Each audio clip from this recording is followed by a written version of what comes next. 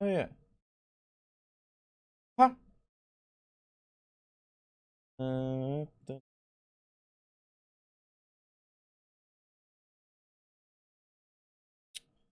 Did I forget to did?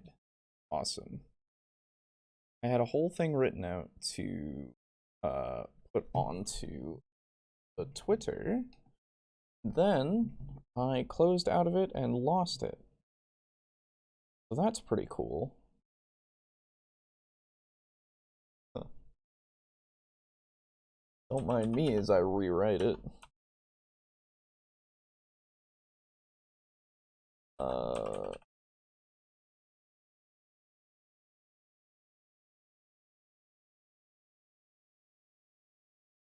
Oh, you know what? This isn't even my hold on. That's not even my current avatar. I should I should replace this with this avatar really quick. Um well, let me let me do one thing at a time actually. My brain. Uh mm,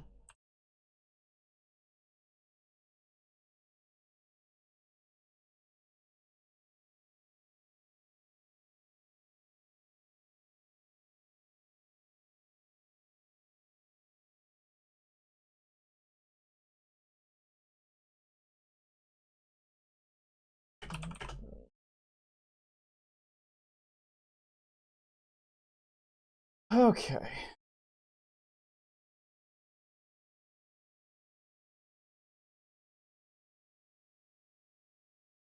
All right.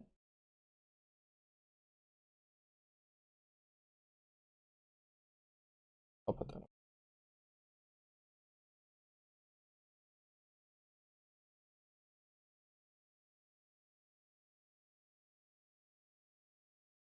So, what? So, interestingly enough, there we go. Interestingly enough, the um, there we go. Okay, awesome. Okay, apologies. So, I have uh been uh I have commissioned a couple of things. Um, some very nice things that I can use as or I have given out as profile pictures for my boys and me. I know it's and I. Don't get on me. Um, and let me let me just readjust really quick this picture so that I can uh actually show off the art because I want to. Because it Crimbo time, or it is getting there, at least. And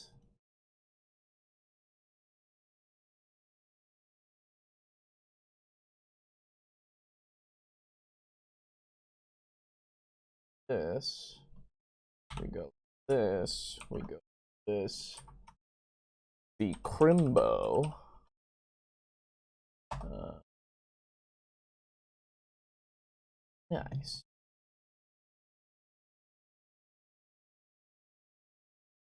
The other thing of note is the stream might be a little bit more um, fluctuating in terms of the bit rate every now and again, just because. There we go. Just because we're on the new router and the new cable, and uh, we will see how it goes. But on occasion, it has dropped a few frames every now and again. But that is fine. Hopefully, it doesn't mess with too much. Um, so, hello out there. and welcome back to Table Talk Discussion and Discourse.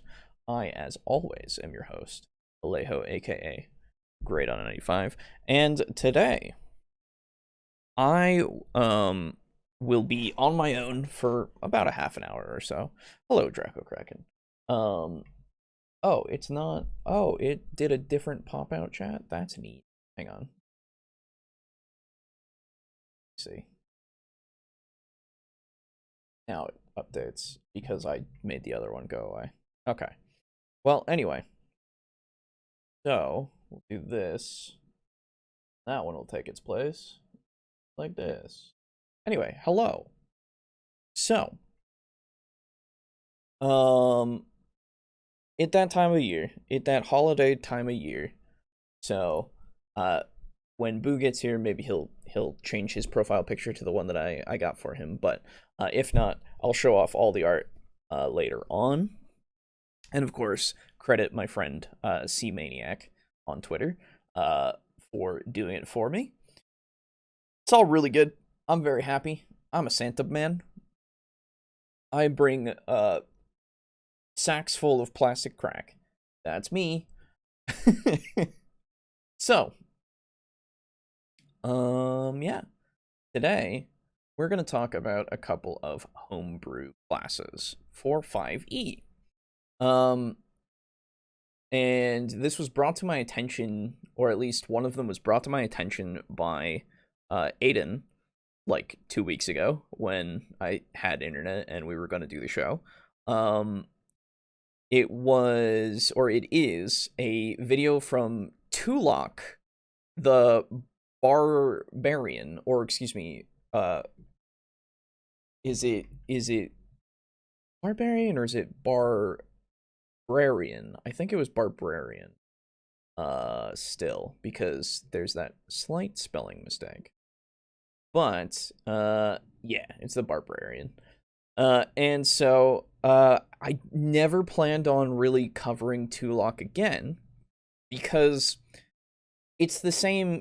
We covered him once long ago in the beginning. And it we just haven't covered him since because you get the shtick that he does. It's literally just like, hey man, you want to play this character in D&D? How different can it be?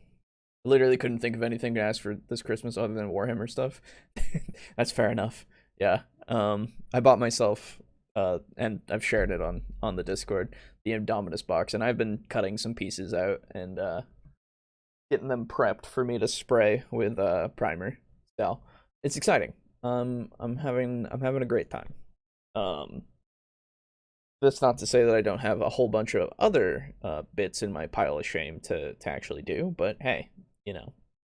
But anyway, so Tulok usually puts out a lot of how to play this in D&D.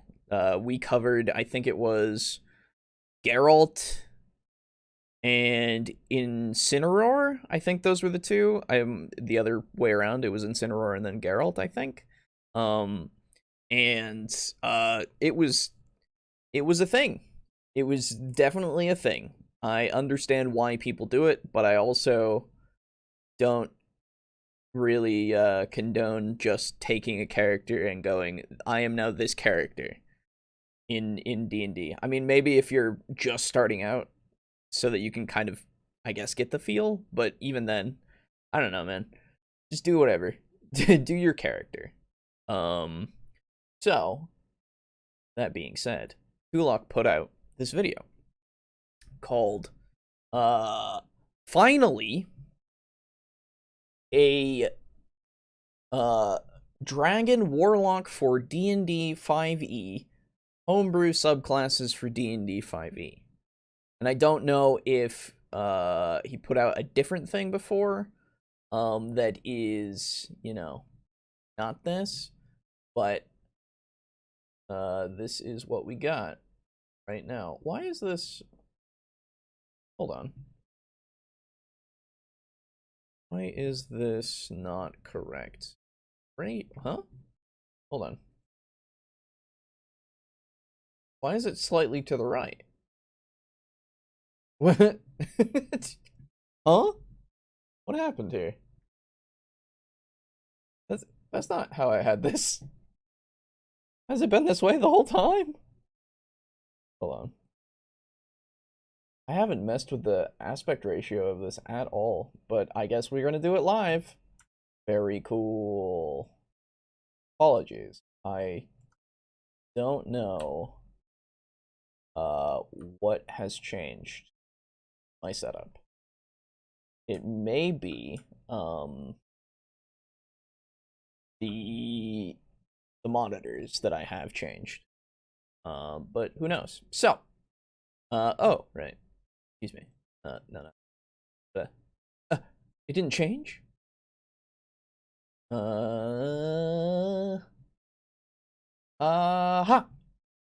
Anyway, so, let us see how this goes, because I'm excited to see a Dragon Warlock, or at least Dragon Patron for a Warlock. I'm sure it's been done before, for a lot of different people, but I don't know. And so I'm ready to try and see if it is okay, just from concept alone. So here we go. Despite being swarming with oozes, the largest trap in the Lakian wastes was the city of Asek. Located in the middle of the harsh desert, Asek was an oasis of respite and comfort, but the facade never lasted for long. The city was run by various dragons, all angling for control of the desperate visitors by catering to their vices. Once a debt had been established, the dragons would send their debtors out to collect treasure for them. The greater the treasure returned, the more magic the warlock received, creating a fearsome competition and dangerous rivalries. It seems that the dragons weren't the only ones hungry for power. Let's start off by addressing the elephant in the room. Fizban's treasury of dragons has added a plethora of new draconic flavors. Why would you pronounce it that way, dude? You can just say plethora. It's fine. No one will... What? A plethora? Come on, man. Flavor to Dungeons and Dragons. There's new dragon spells. There are even new dragon classes if you're playing monk or ranger. But nothing for warlock. Here you go, one for you. And none for Gretchen Wieners. Bye. Draconic warlock is free real estate, waiting for any greedy D&D. Okay, so hey Mug, what's up? Good to see you. But like, I feel like, and not to say that this isn't, you know, officially, I think warlocks have a lot more subclasses than the rest of them, though I might be wrong on this, and so I will fact check myself live on stream. List. Need yeah, this will work. I'm pretty sure they have a lot of, in the sense of patrons, they have a shit ton of patrons. There's a lot of Unearthed Arcana stuff, but we'll go with the official stuff. So that is Archfey, Celestial, Fathomless Fiend, Genie, Great Old One, Hexblade, Undead, and Undying. Okay, that's a lot less than I thought. Yeah. I don't think there's any other ones. No, these are all Unearthed Arcana. Okay. And then, well, it also might not be true now that I'm thinking about it. Rangers 5e subclasses. Because I think they gave them a lot. They gave a lot of stuff to Ranger, if I remember right. Hell, they even reworked them in Tasha's. So you know what? Shut up, me. Oh, okay, wait. Beastmaster, Fey Warden, Gloomstalker, Horizon Walker, Hunter, Monster Slayer, Swarmkeeper, Drake Warden. 1, 2, 3, 4, 5, 6, 7, 8. And then in Warlocks we have 1, 2, 3, 4, 5, 6, 7, 8, 9. Yeah, Warlocks still have more. Okay, and this is just now getting the Fizban's thing, which is, it used to have 8. Or sorry. 7, brain. So, I mean, I guess it makes sense to me that they wouldn't give Warlock another subclass, right? In the official stuff. Essentially. But, I mean, that's not to say I don't you know, like Warlocks at all. I love Warlocks. Warlocks are my favorite class. The next time I play a Warlock will be like a day to remember for me, because I haven't played a Warlock since my first one in 3.5. And that's not because I don't love them. It's just because I just want it to be a special thing. I want it to be really special. YouTuber, scoop it up. But you'd have to be a real scoundrel, a real scumbag, a real so-and-so to exploit the release of new official material to promote your homebrew.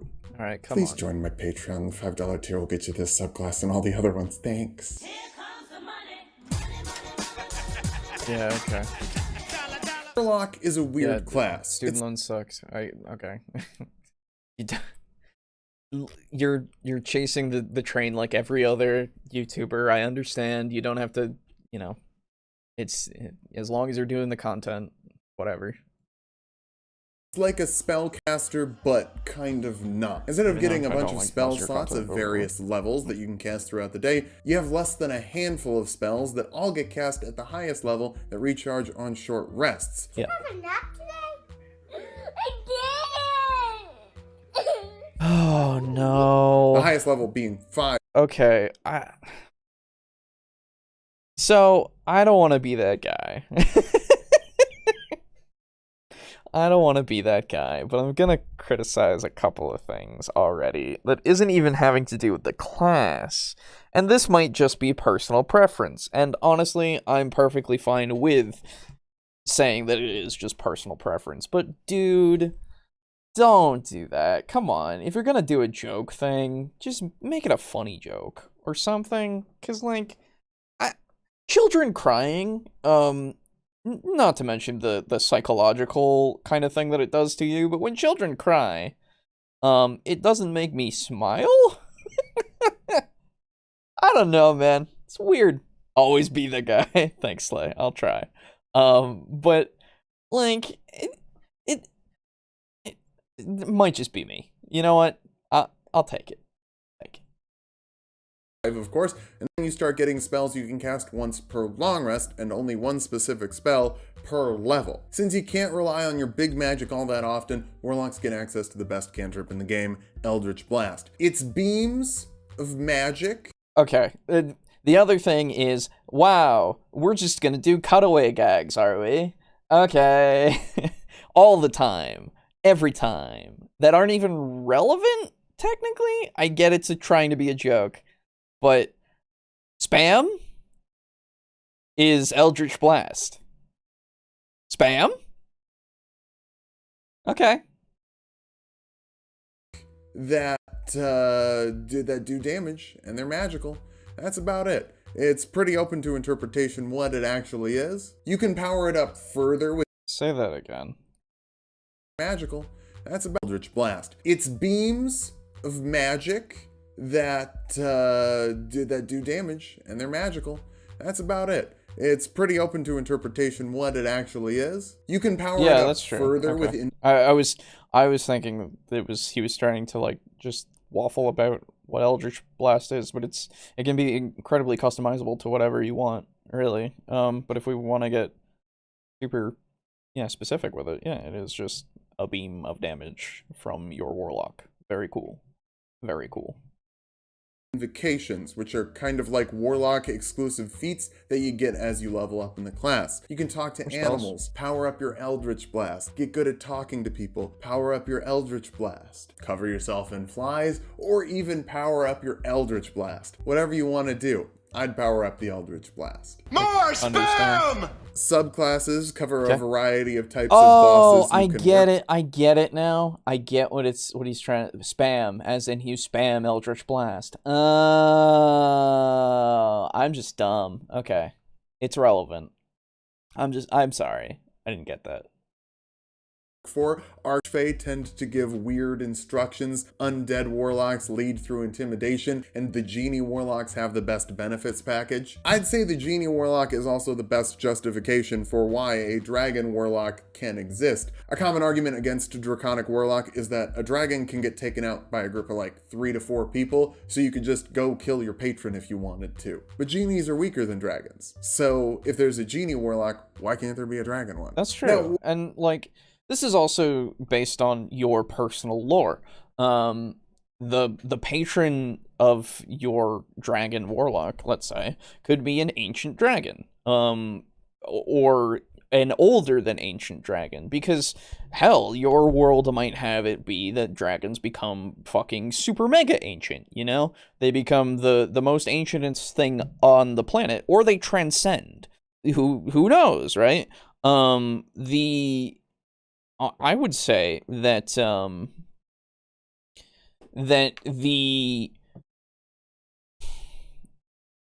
a dragon itself being inherently magical is something that occurs in my mind most of the time, where it has that innate ability to use magic. And though I know in 5e raw, we don't have that being the case most of the time. I think they have some optional rules in there of like, yeah, it can also know spells to like this level because it's a dragon, right?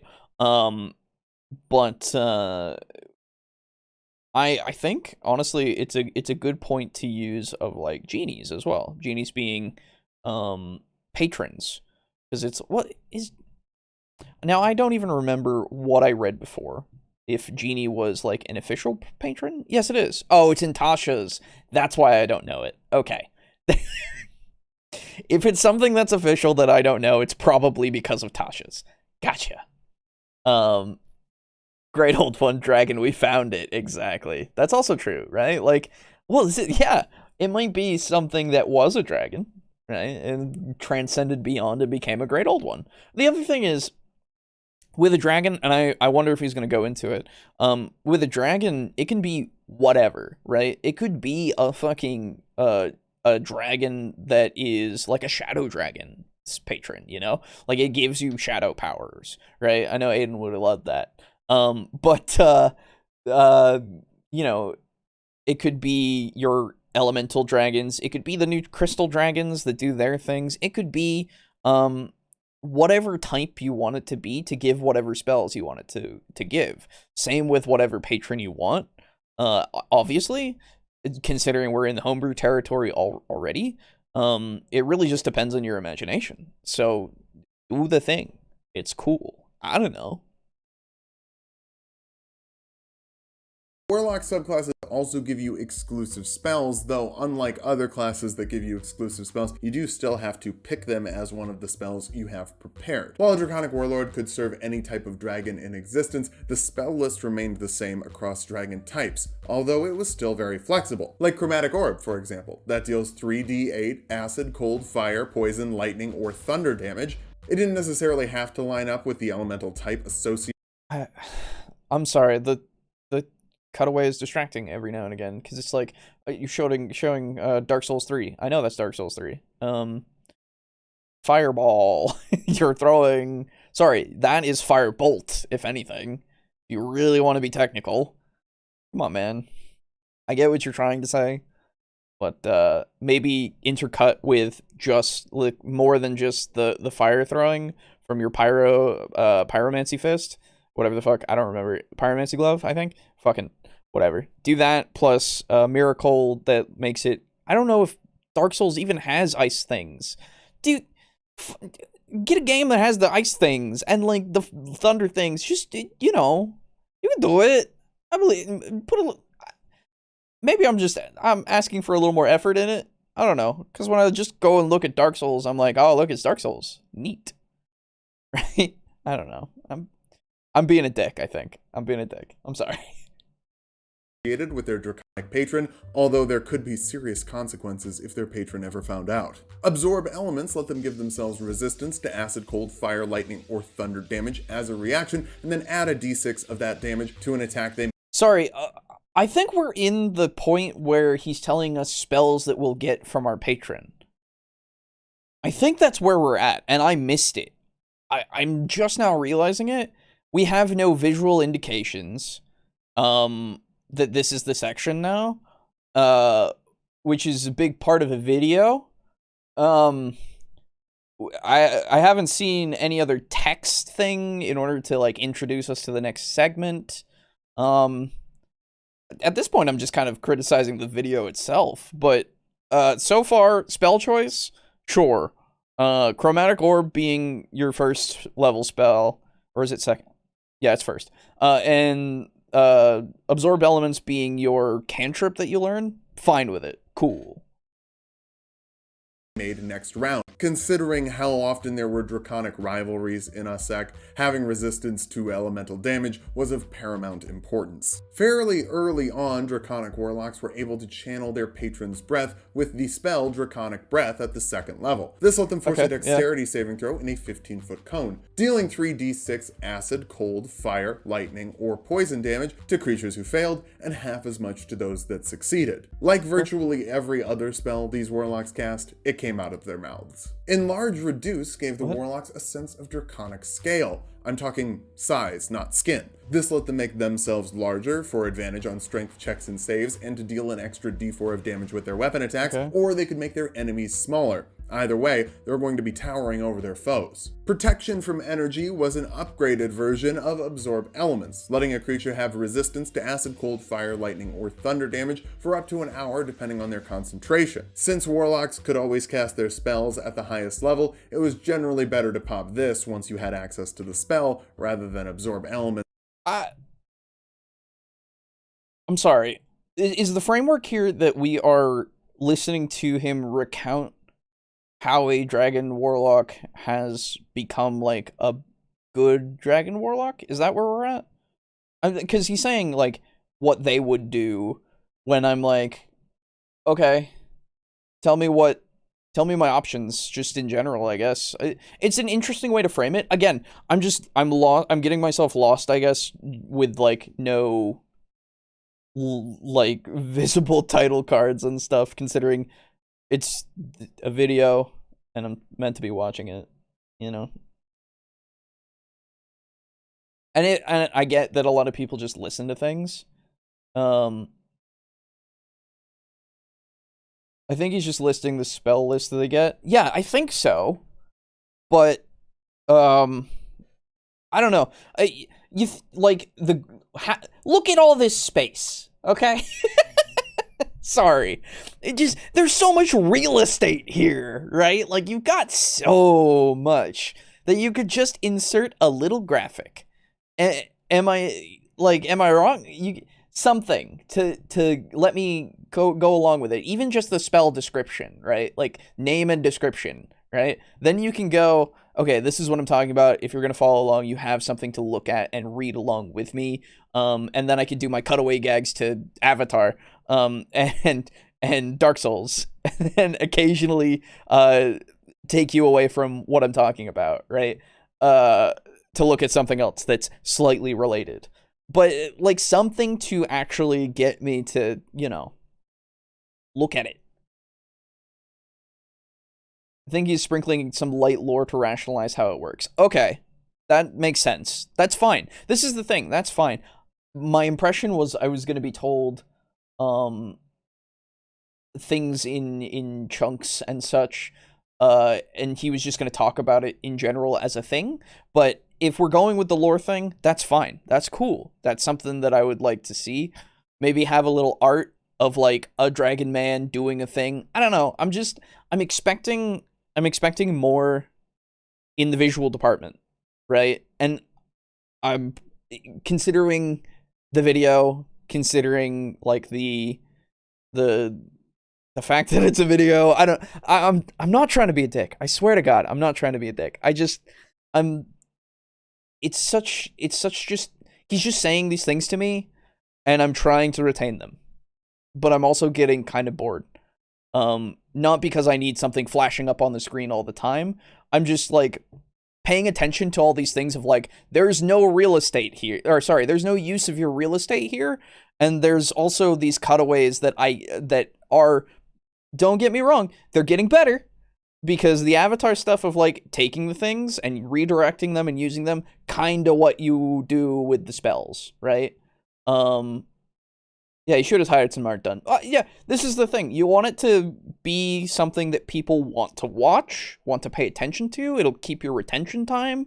People like art. They'll look at some cool art. Some people like to read along. I'm just saying. I'm not not trying to be a dick, just trying to suggest some improvements.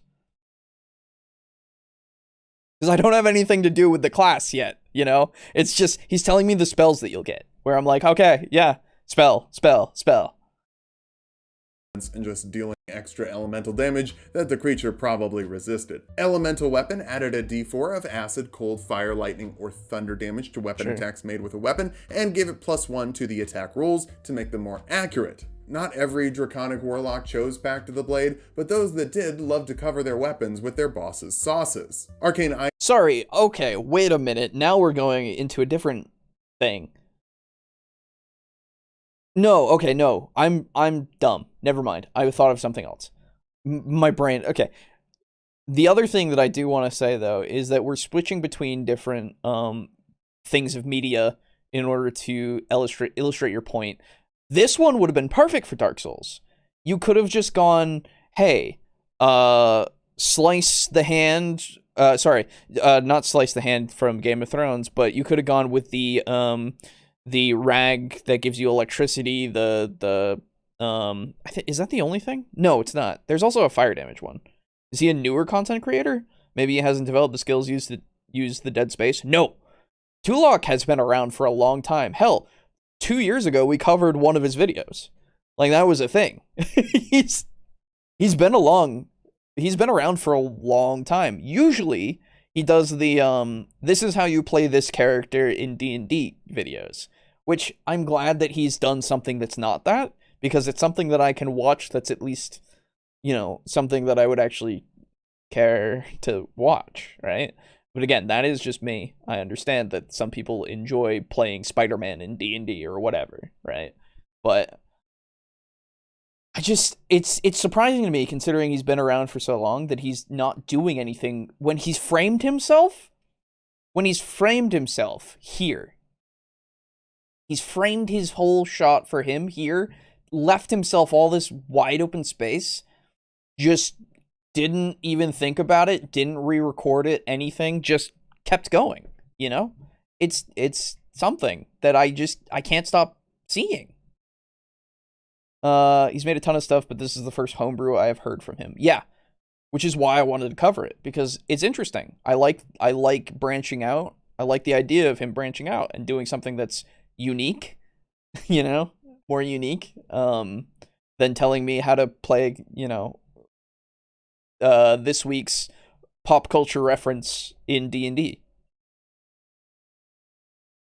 I created a floating invisible sensor that the Warlocks were able to see through. Draconic Warlock chose Back to the Blade, but those that did loved to cover their weapons with their boss's sauces. Arcane Eye created a floating invisible sensor that the Warlocks were able to see through. If someone were able to see invisibility on the floor of the casinos of a... Yeah, it could just be learning pains for doing something different. Absolutely. And I'm fine with that. Again, adding to the critiquing the video is what I do, part of what I do with the show, right? And considering if he's gonna make more of these, I would love for that to be the case. But I would also love there to be more shit. Boss's sauces, I like this line. It is a good line for this stuff. But like, yeah, I just wanna, if he were to ever see this, to go, maybe that's a valid criticism. Because, I don't know, it's just something. Sauces. Arcane Eye created a floating invisible sensor that the Warlocks were able to see through. If someone were able to see invisibility on the floor of the casinos of a sec, they would understand why the College of Fate bards were unable to cheat. Not that it stopped them from trying to cheat. All of this surveillance made Mordenkainen's Private Sanctum a necessary spell. That prevented divination spells, teleporting, and plane shifting in a 5 to 100 foot cube. It took 10 minutes to cast, but casting it every day... This has no relevance. Okay, again, your clips are starting to fade again for me. But, also... So, I understand Mordenkainen's being the thing. This is the other thing that I would love for people to start doing with their homebrew. Rename spells, right? Rename spells to make it work better for what your class does. It can just be a little parenthesis, sure.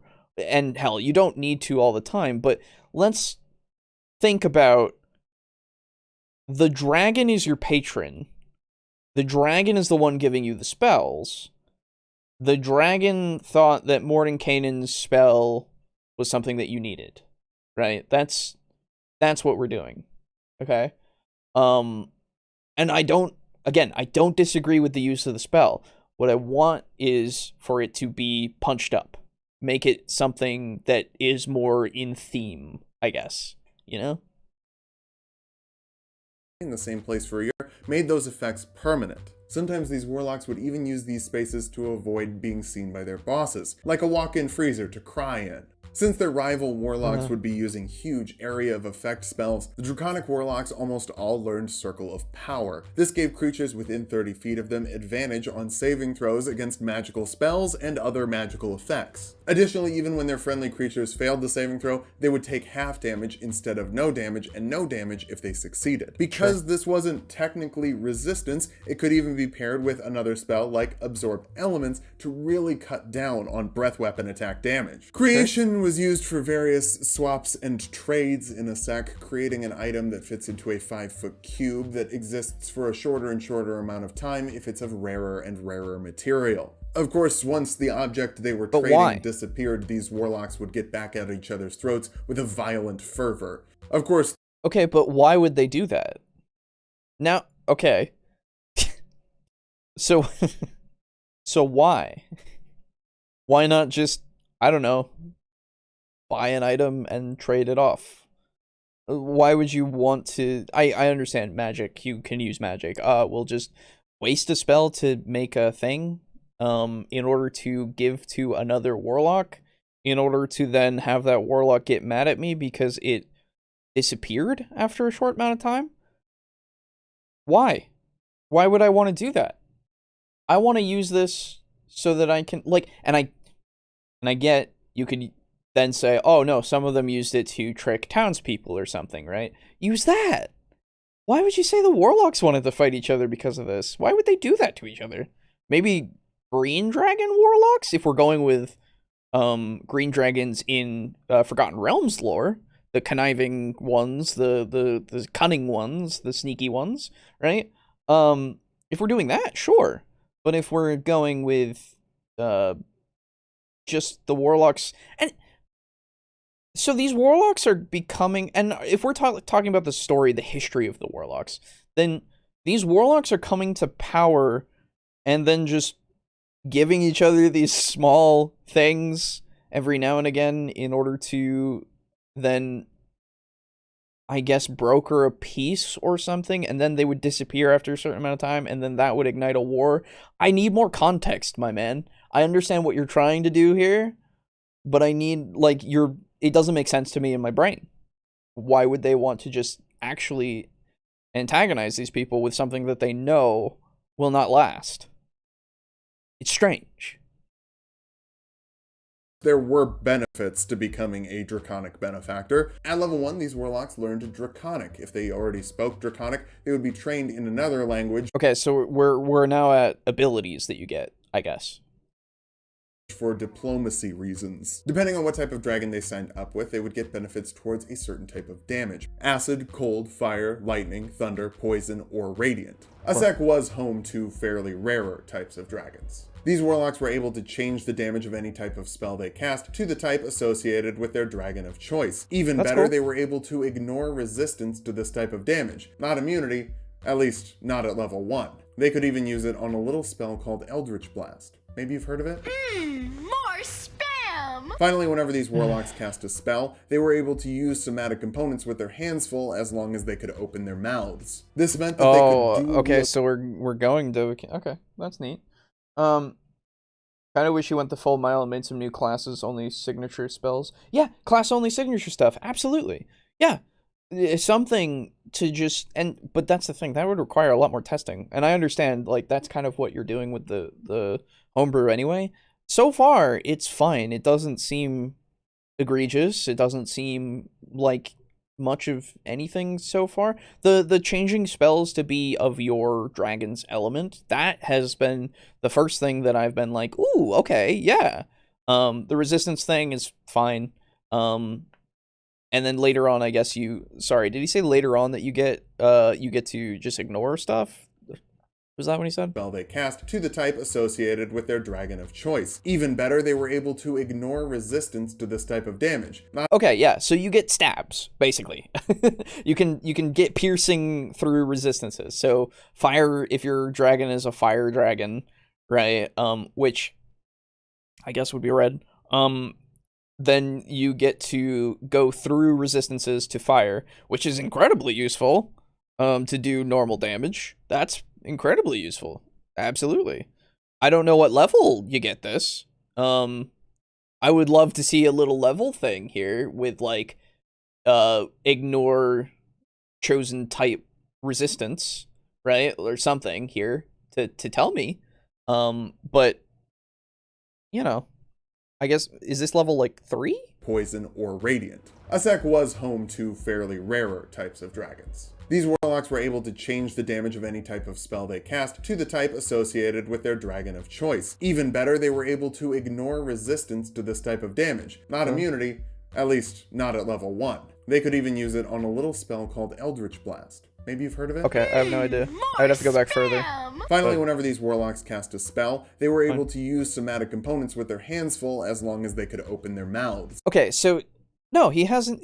In this case, and I'm gonna have to go back to make sure, but not at level 1 was the only time that I've heard level for a while, and now we're saying, oh, later on they can just shout their spells without having to worry about their hands, which is cool. Sure, I assume this is like, what's the last time a warlock gets a patron feature? Let us find out really quick. It is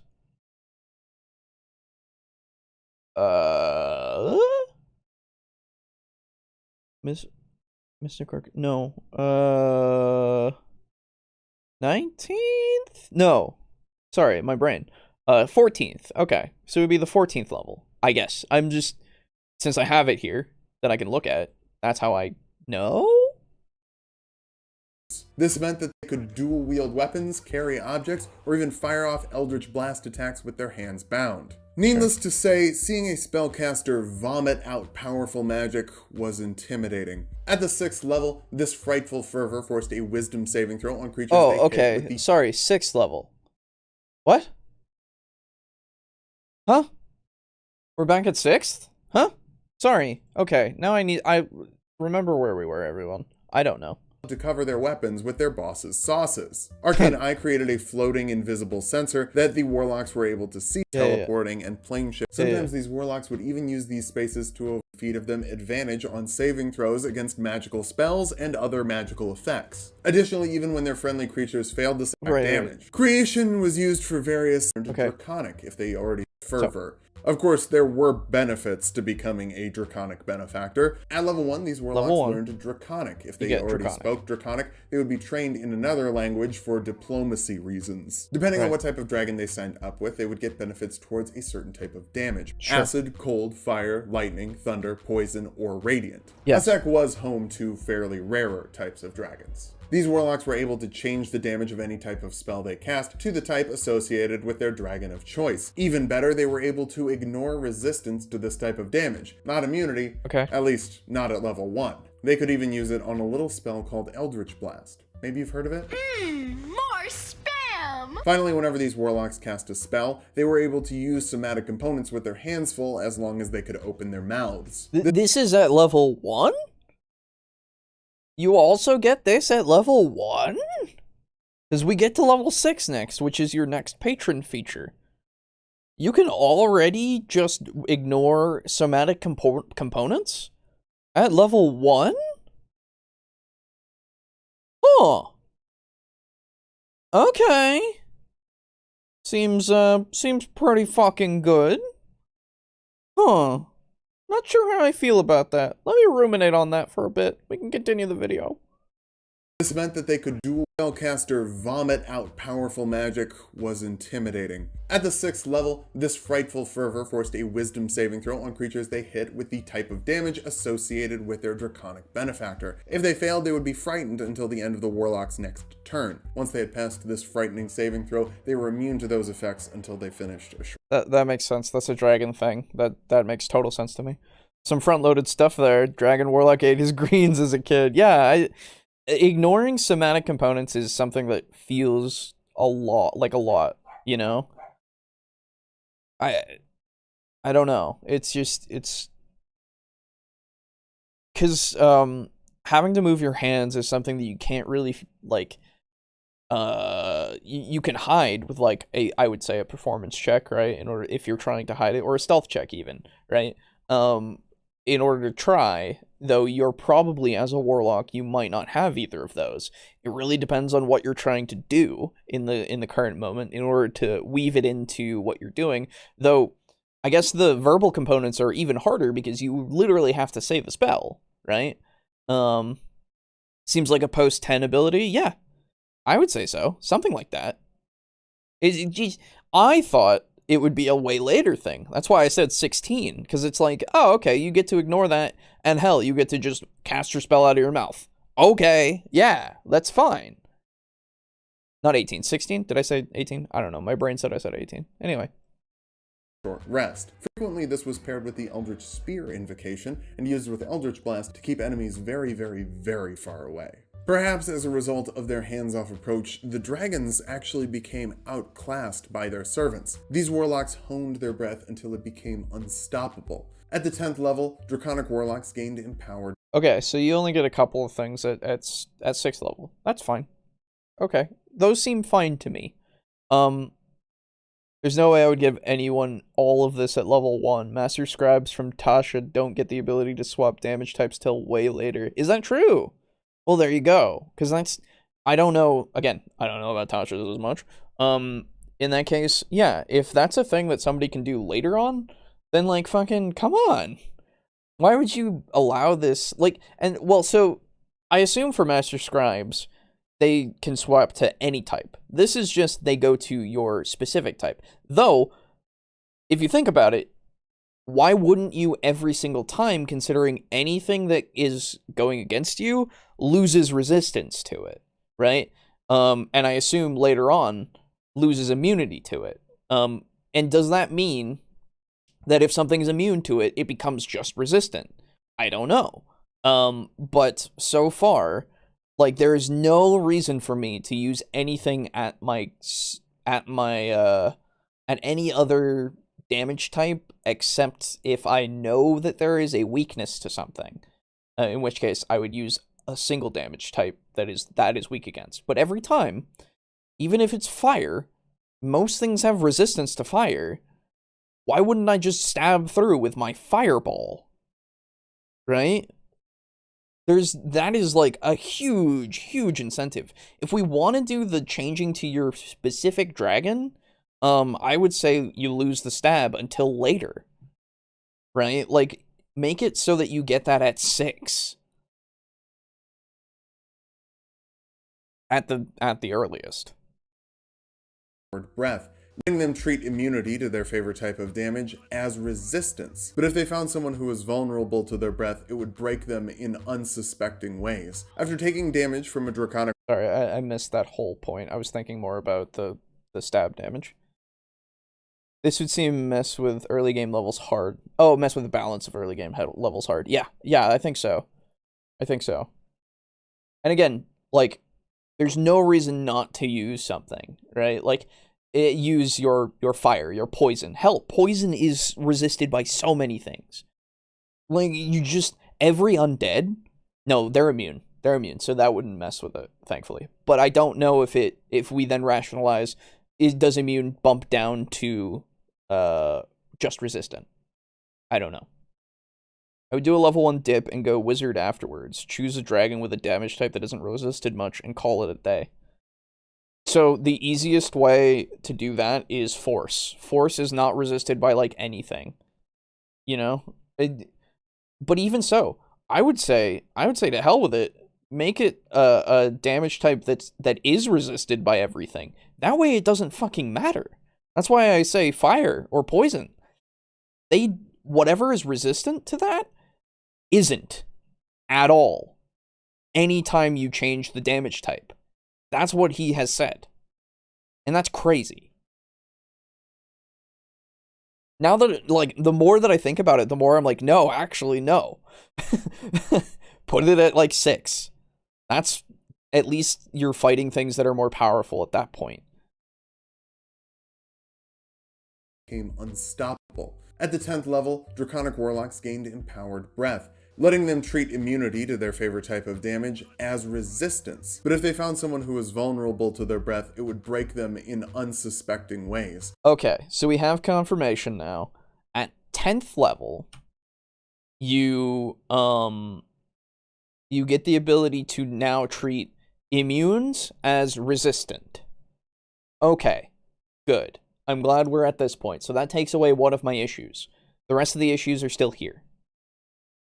Master Scribe example. If you have Firebolt, you can make it ice damage. If you have another cantrip known that is ice damage, it works that way for each spell level. Okay. Gotcha.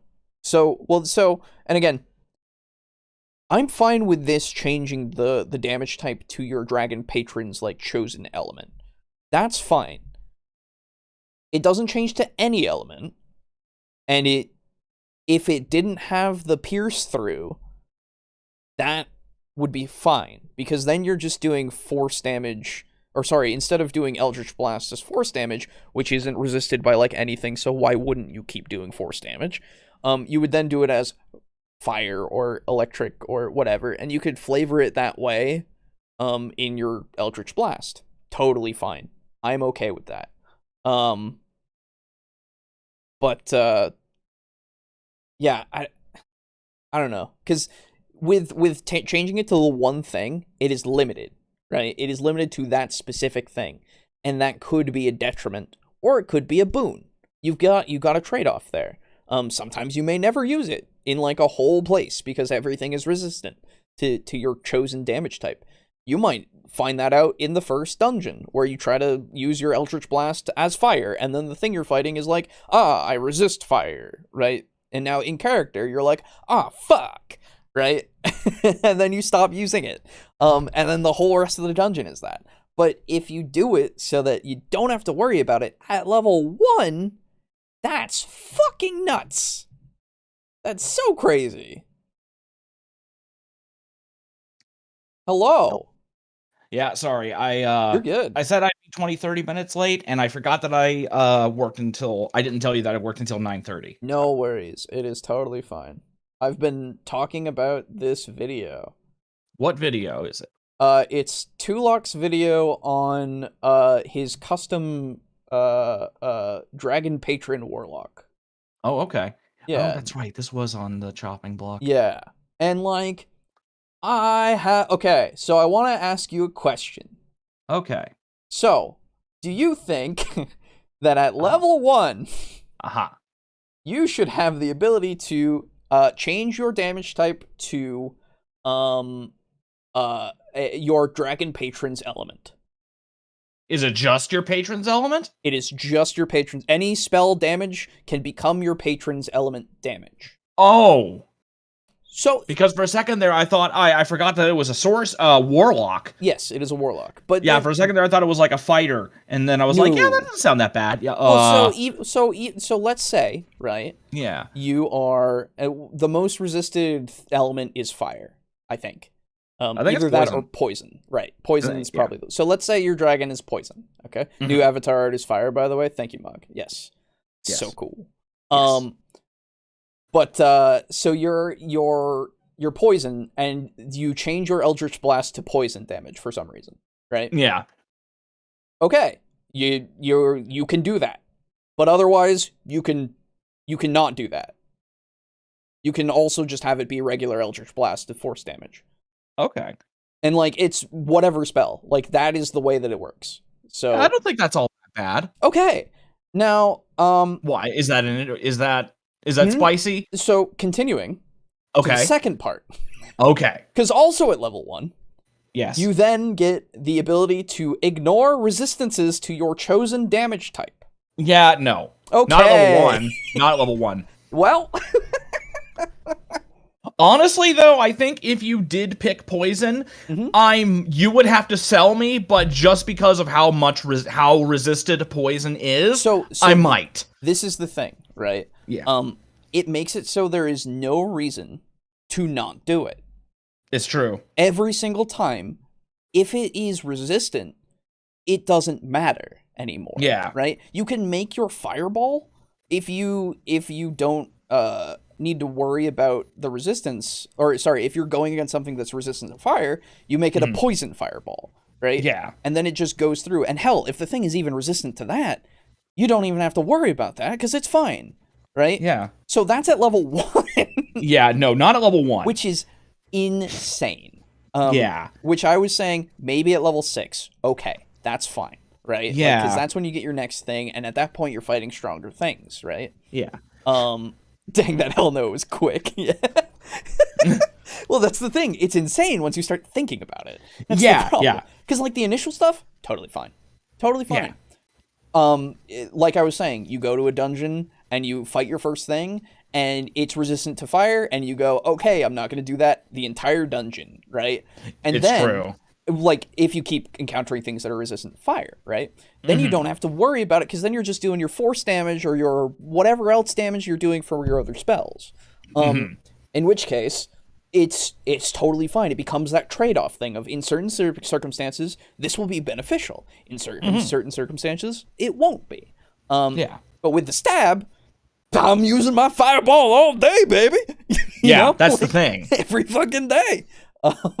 Yeah. And then this, we've gotten to level 10, and level 10 is like, at that point, you then can treat immunities as resistances, which is cool. I'm fine with that at level 10. Yeah, right? that's pretty neat. Right. And so if we changed it from level 1 for that resistance thing, stab, to level 10, or sorry, level 6, then we're fine there.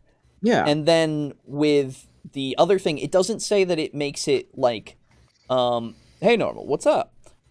It doesn't make it so that you are fighting something that is resistant. It is something that is immune that becomes resistant, right? That's something you need to put in the wording specifically, so you don't have somebody cheese through it and go, well, I stabbed through resistance, it's fine. Yeah. Right? So that's cool with me. Other than that, so far, also at level 1, you get the ability to ignore somatic elements, which means you don't have to do your hand movements at all, so you can have stuff in your hands all the time if you want. And it comes out of your mouth. Oh. Yeah, I mean, that's fine to an extent. I don't think you should ignore the somatic elements. I think being able to fire your spells from your mouth is pretty cool. I guess. It's like, honestly, to me, firing a spell through your mouth, it basically makes me think of two things. It makes me think of Nappa. Sure. From Dragon Ball, because he has the mouth laser. And it makes me think of, like, when the fuck would I ever want to use that? Hey, man, and I'm like, well, you're tied up or something? Yeah, you're a dragon warlock, man. Whatever. Yeah. You get the option. It's fine. Yeah. Oh, it is an option. Yes. Yeah. Oh, okay. I thought you said that it can only come out of your mouth. No. Okay. Sorry. Good. Never mind then. Yeah, you're good. Hey, Miscellaneous, what's up? Finished OG Doom for the first time ever. Dude, nice. Good game. The 2016 one or the actual original? OG. No, nice. Yeah. So, and then at level 6, you get, oh, fuck, what was it? You get the ability to... wow, I've been talking about, like, changing the thing over, so now all I'm thinking is, like, oh, you would get the stab through here. But no, that's not what you get. Somebody remind me, I don't remember. I'm sorry. But anyway, it's what it is. And now we're at 10 where... one of the things you get at 6 is the dragon thing of, like, if you hit somebody with your chosen element damage, then they can make a wisdom saving throw or be frightened, like what happens with dragons. Oh, so you get like a frightful presence. That's neat. Exactly. Basically, only if you hit them with that chosen element. Okay. Which is I think that's at level 10 or level 6. This is at level 6, and if they save against it, they're not affected by it for another 24 hours. Yeah. So I think it's fine. It's whatever. I don't remember how strong fear is in 5e. It makes it so they get disadvantage to attack you, but they can't move, and they can't move closer to you, but they can move away from you, and they can attack other people. Oh, sorry. If you're in their line of sight, then they have disadvantage on attack rolls. That's it. Oh, okay. Which is, it's fine. It's more of a support thing. Yeah, exactly. And I'm like, okay, yeah. Yeah, that's not that bad. And especially, like, a wisdom saving throw isn't too hard to do. It's not the worst thing, right? That's why you use magic missile. Yeah, exactly. After taking damage from a draconic warlock that a creature was vulnerable to, they would have disadvantage on their next saving throw, and creatures attacking them would gain advantage. Vulnerabilities may be rare on higher level foes. Sorry, wait, what? Sorry, go. What? What did you say that you get? Might need to rewind it. Yeah. As resistance. But if they found someone who was vulnerable to their breath, it would break them in unsuspecting ways. After taking damage from a draconic warlock that a creature was vulnerable to, they would have disadvantage on their next saving throw, and creatures attacking them would gain advantage. Vulnerability. Oh, okay. So if you hit something that is vulnerable to your chosen element. Okay, that's fine. And that's at level 10. So, yeah, that's not that bad. Yeah, I'm okay with that. It just becomes a utility thing. And this is something that I would caveat with, like, this only, like, affects once per, like encounter or something. I don't know how you would even word that in 5e, but remember that you get creation as a spell just because. Oh, that's true. Yeah. What? Yeah, that's a later thing. It's a later. Oh, you know how the spell list goes of like you get these chosen spells from your patron. Right? I see. Creation is one of those spells because dragons create things. I assume it's like dragons hoard things, and that's where you get just things, and then things become I can create things. But I'm also like, why would that be a dragon's chosen spell to give to someone else? Right? Yeah, because like. Dragons don't make shit. They take it. Yes. Well, so this is why, like, the way that he's saying. You know what you should get? You should get fucking heat metal. Yes, you should. I agree. Anyway, entirely. Although so many things get heat metal anyway, so I guess it would make sense to. But so what I would say is, he's been going through this in a way that's like kind of telling it as like a story of how these warlocks, leveled up and got more powerful and shit, kind of, at the same time, with footage of random things to kind of try to make his point come across more, and just be really distracting, honestly. It's mostly distracting, yes. And then also he has a bunch of real estate that he does not use. It's so annoying. If you watch when it cuts to him, he has so much space. There is so much space next to his head, and he's framed it as such, and I don't know why he doesn't use it. And he's not using it to, like, put graphics up or anything? No! What? I don't know. And to be fair, this is his first homebrew video thing that is original, right? It's not how to play Goku or Link or Sonic or whatever. But it's a different format, I guess, is the better point here, which I will give him some leeway, but I will also say you have been in the game long enough that I think at this point how to make use of your real estate. But regardless from that, anyway. Abilities may be rare on higher level foes, but if these warlocks teamed up with someone from Lydia's school... Oh, sorry. I remember my whole point because I had forgotten it. It was explaining the creation spell. So he's talking about it as if it's like lore that you're listening to of like how these things came to be. And what he said was the warlocks used their creation spells and would give these things to other warlocks, which would then disappear over time, and because that's how the spell works, and then those warlocks would get mad, and then they'd be really upset and try to kill each other. Oh, okay. And I'm like, Why? Yeah, what the fuck does... And, like, I immediately was like, well, okay, instead of doing that, maybe go, oh, some would use this spell to try to help people in certain situations, or some would try to use this spell to trick townspeople into, like, they gave them this thing, and then they would get something in return, and then leave and fuck off, or whatever, you know? Yeah, like... anything. You'd think it. I would be fine with, like, if you're a metallic dragon, you get creation because they give shit to help people. Sure. And then Well, if you're either chromatic, way. it would be something more malignant. So this is the thing. Either way could work. You could spin it either way, and I'm fine with creation as a spell being used in either way. It's just you need a justification as to why all dragons give their warlocks this spell. Yeah, right? because there's nothing. Right? Because the way that he God forbid you... Okay, hang on. Yeah. What level was the fly spell? Fly is level 3. How, what level do you have to... Is that 6? That's 5th level or 6th level, I think. Because I think you get Fireball at 6, right? Level 6? Because it's the 3rd level spell. Yes. God forbid you make it so dragons can give you fly. Because warlocks don't get fly. That's true. Most of the time. Oh, duh! One of the 2 things that dragons are best known for. Yeah. Breath weapons and flying. That is 3rd level. There you go. So it's level 6. It fits. Creation is 5th level. Jeez. Okay. And they get that at 6? Fuck that. No, they don't get it at 6. They get it at whatever spell level you get creation at. For warlocks. Oh, no, I mean for the warlock. Yeah. Because... Oh, okay. It's a 5th level spell. Sorry. Okay. So they get that whenever they have access to it. I see. Yeah.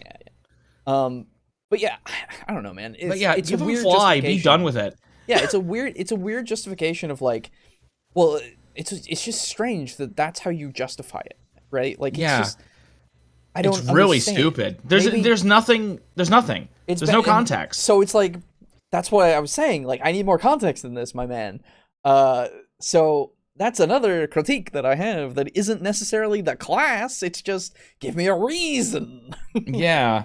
And a better reason than just, oh, they give shit to each other to make other people fight. That's the impression that I got. And obviously you can extrapolate from that and go like what I said of like, use it for other things. But that's the reason that I was given. And I'm like, why?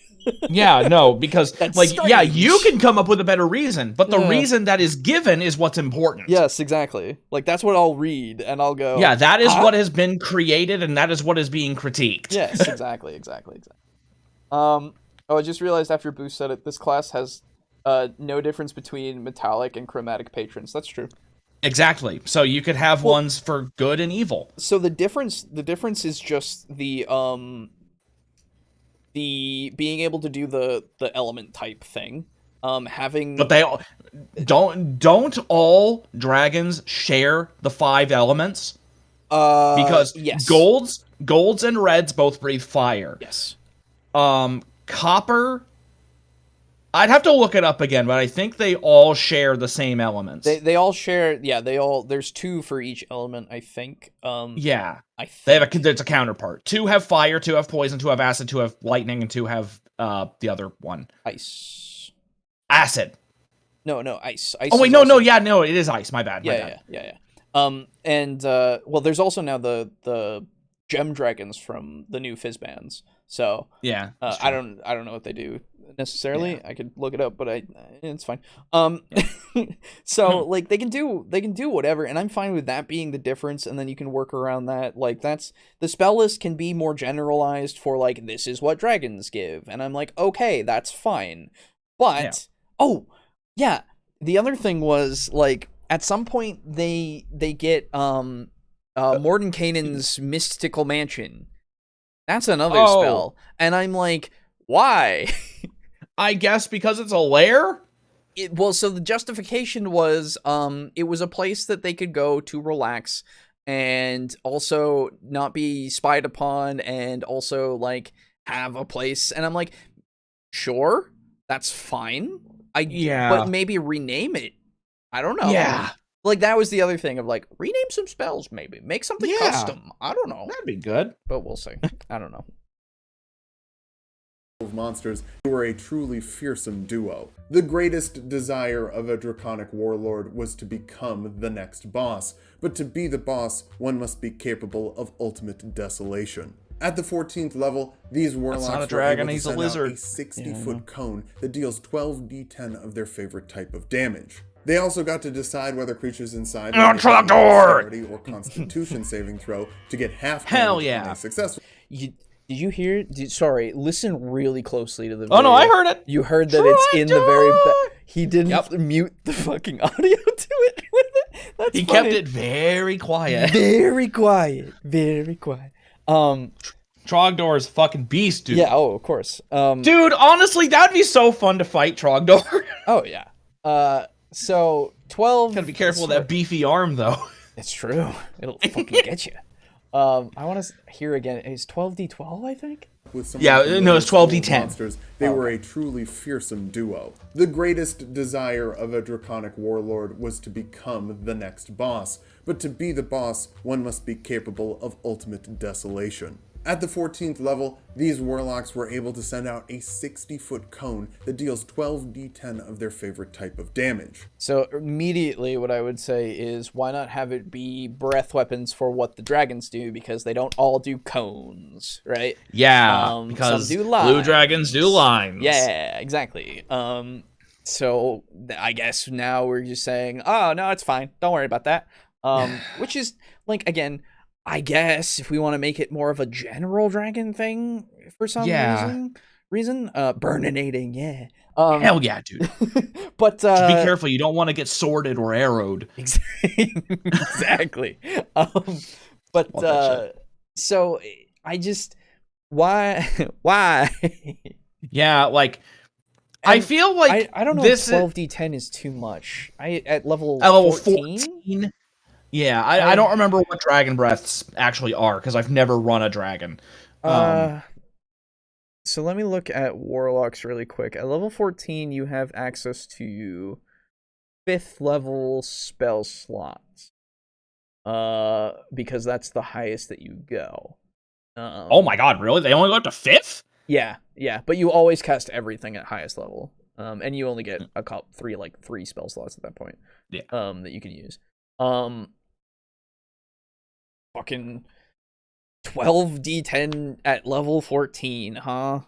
If you're at 5th level spells, let's look at some 5th level spells, because I have my handy dandy little app on my phone that allows me to go, hey, level 5, go. Okay. Anti-life shell, that's pretty cool. Doesn't do what I thought it did. Banishing Smite does 5d10. Okay. Big B's hand does... I know it does some damage. How much damage does this do? 2d8. Okay. And 2d6 for each slot above 5th. Cloud Kill is really good. It does 5d8. So we're at like 5. 5 of each of these die. And at level Cone of Cold. Level 14. 8d8. Yeah. Conjure Volley. The hell? This isn't even so what I would say is you want this to be a thing, bump it up to 16, or sorry, not 16. Is 14 the last one? No, it can't be. It might be. Oh my god, it is. 14th is the last time you get a patron feature. Okay. I forgot about this. Fire Breath is 18d6 from an adult red dragon. Thank you, Slay. Okay. 18d6. That's an adult, so fair enough. But this is the other thing. But your Dragon Breath is way stronger then. Yeah. Because you get 10d12 and they get 18d6. So what I would say is you get, let's say, max for 18d6 is what? A slightly less than 120. Yeah. Because it would be 100 and 8. Yeah, it's 108. You're right. So whereas 12d10 is 120. That's 120. The max that it can do, which is like I'm fine with it being high. What I'm saying is this feels way too high at level 14. Yeah, way too much. Right? Like I feel like it should go down to 6 to 8. Yeah, D10, I would say 8. Right? Or like, you know what? Let's meet halfway. 7. Sure. 7 D10. Yeah. And then we go, okay, maybe it gets stronger as you continue to level. Yeah, sure. That's what I was gonna say. Right? Like that's fine with me, but this is your last thing that you get from your patron. So I understand why he wants to make it grandiose. But also you got to remember, it's too early. It's way too early for that to be that grandiose, I would say. Yeah. So exciting times we live in. Yeah. A man's gonna come up to me and just burninate me immediately. Yeah. And he's not and even pummel trying you into the ground with the beefy arm. It's true. They also got to decide whether creatures inside were making a dexterity or constitution saving throw to get half damage on a successful save and no damage on a failure. Okay, I'm fine with also the thing of like you can choose between dex and con saves that things can make. That's fine. I assume it's just an overall fucking Elder is 26 d6. There you go. Yeah. So yeah, that's fine. You choose beforehand to go, I'll have these guys do constitution, or I'll have these guys do dexterity. That's cool. Yeah, that's fine. Of course, this power was a little taxing, and they would need to finish a long rest before they were able to do it again. So how did the Draconic Warlock's abilities pair with the rest of Warlock? Well, it really pumps up the power of Eldritch Blast. Wow, the 4th time this joke, huh? Very cool. What, he's done that 4 fucking times this video? It's a spam joke, because guess what they do? They always spam Eldritch Blast. It literally took me until the middle of his second part of his like thing to go, oh, that's what he means. I just saw it and I was like, what? Why spam? What? What? What does this have to do with anything? I don't understand. Yeah. Oh, I'm dumb. It's like dragons do eat spam. They eat spam. They eat meat. Yeah, it's true. In a can. It's spam. That's why they have so many kobolds around, so that way they can turn the little metal key to open it. Yeah. Wait, does spam do the key thing or no? Dude, I haven't had spam in literal years. I've never had spam. Well, there you go. It was back when I was a Boy Scout was the last time I had spam, and the last time I remember, I think I was like 11 or 12. Mm-hmm. It's been fucking like 14 years, dude. I don't fucking know. Yeah. Letting you ignore resistances and even immunities later, making the most consistent damage-dealing cantrip even more consistent. Yeah, but no mixing shit. it Because with it totally needs to be more. Because at level 1, you don't have to worry about shit. Yeah. That's fucking ridiculous. Of course it makes it so that's the case. I'd say maybe half of whatever age your dragon patron breath attack is. So that's the problem. I don't know when we're getting our patron, right? Because like I would assume it's gotta be up there in like ancient to elder to whatever the fuck is after, right?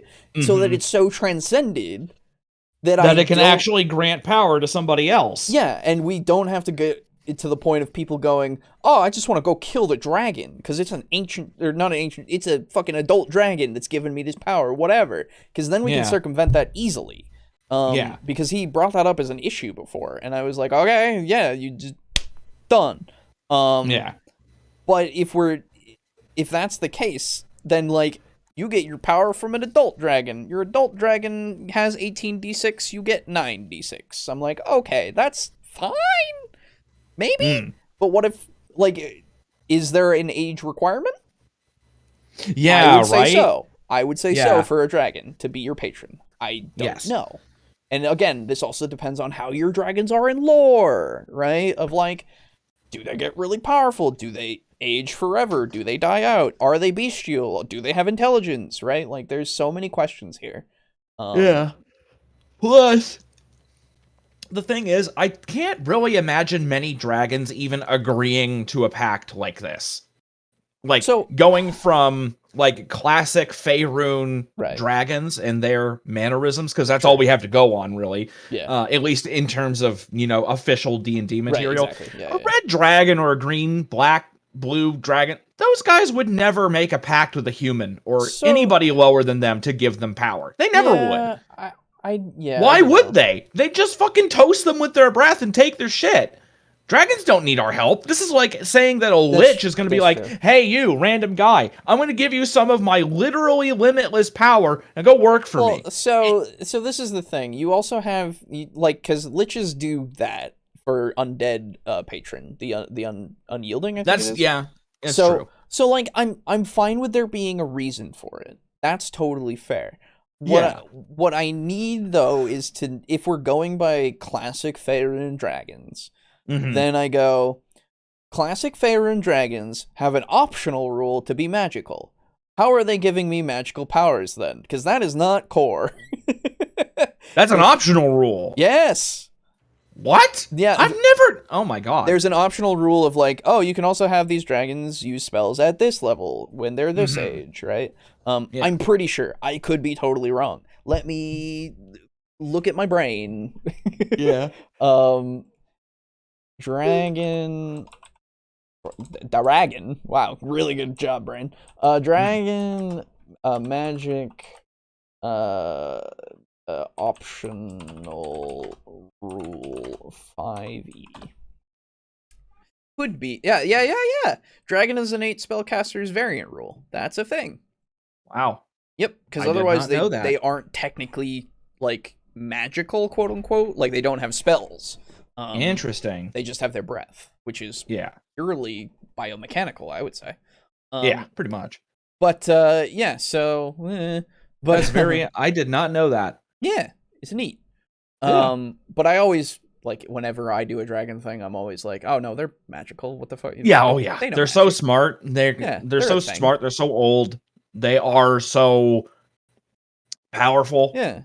That they absolutely could learn spells. Exactly. And even core, they have the abilities to turn into, like, people, right? Like, that's a thing. They've always have shape changing. Exactly. So it's just like, why wouldn't they be magic, Yeah. I've never actually heard of many chromatic dragons doing the shape shifting, though. I usually hear about metallic ones doing it. Usually. Yeah. Because they like to chill with humans. Yeah, I don't think chromatics even have the ability, technically. Yeah, I've never heard of a red or blue or any of them ever transforming into anything. Exactly. Which would actually be kind of a pretty neat twist. It'd be cool. Because, they never do that. But it's not that they can't. Yeah. They just choose not to. Right, exactly. Well, I think it's because it would be like, you could justify it easily and go, well, they think that humans are beneath them. Why the fuck exactly. would they become one of those, right? Like, well, the thing is, I wouldn't have them transform into humans.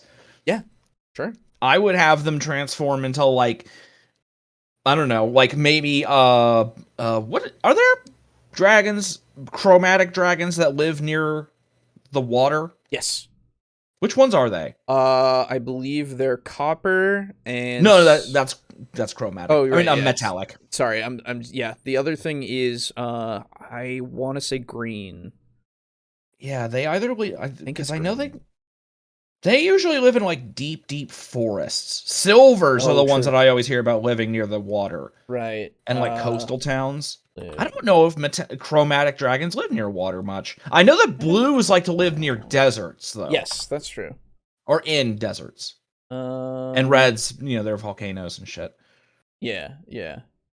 Because what I was gonna say, it'd be really interesting to have, like, a chromatic dragon who is transmogrifying him or shape changing into, like, a whale, like an orca or something, and just, like, stalking ships.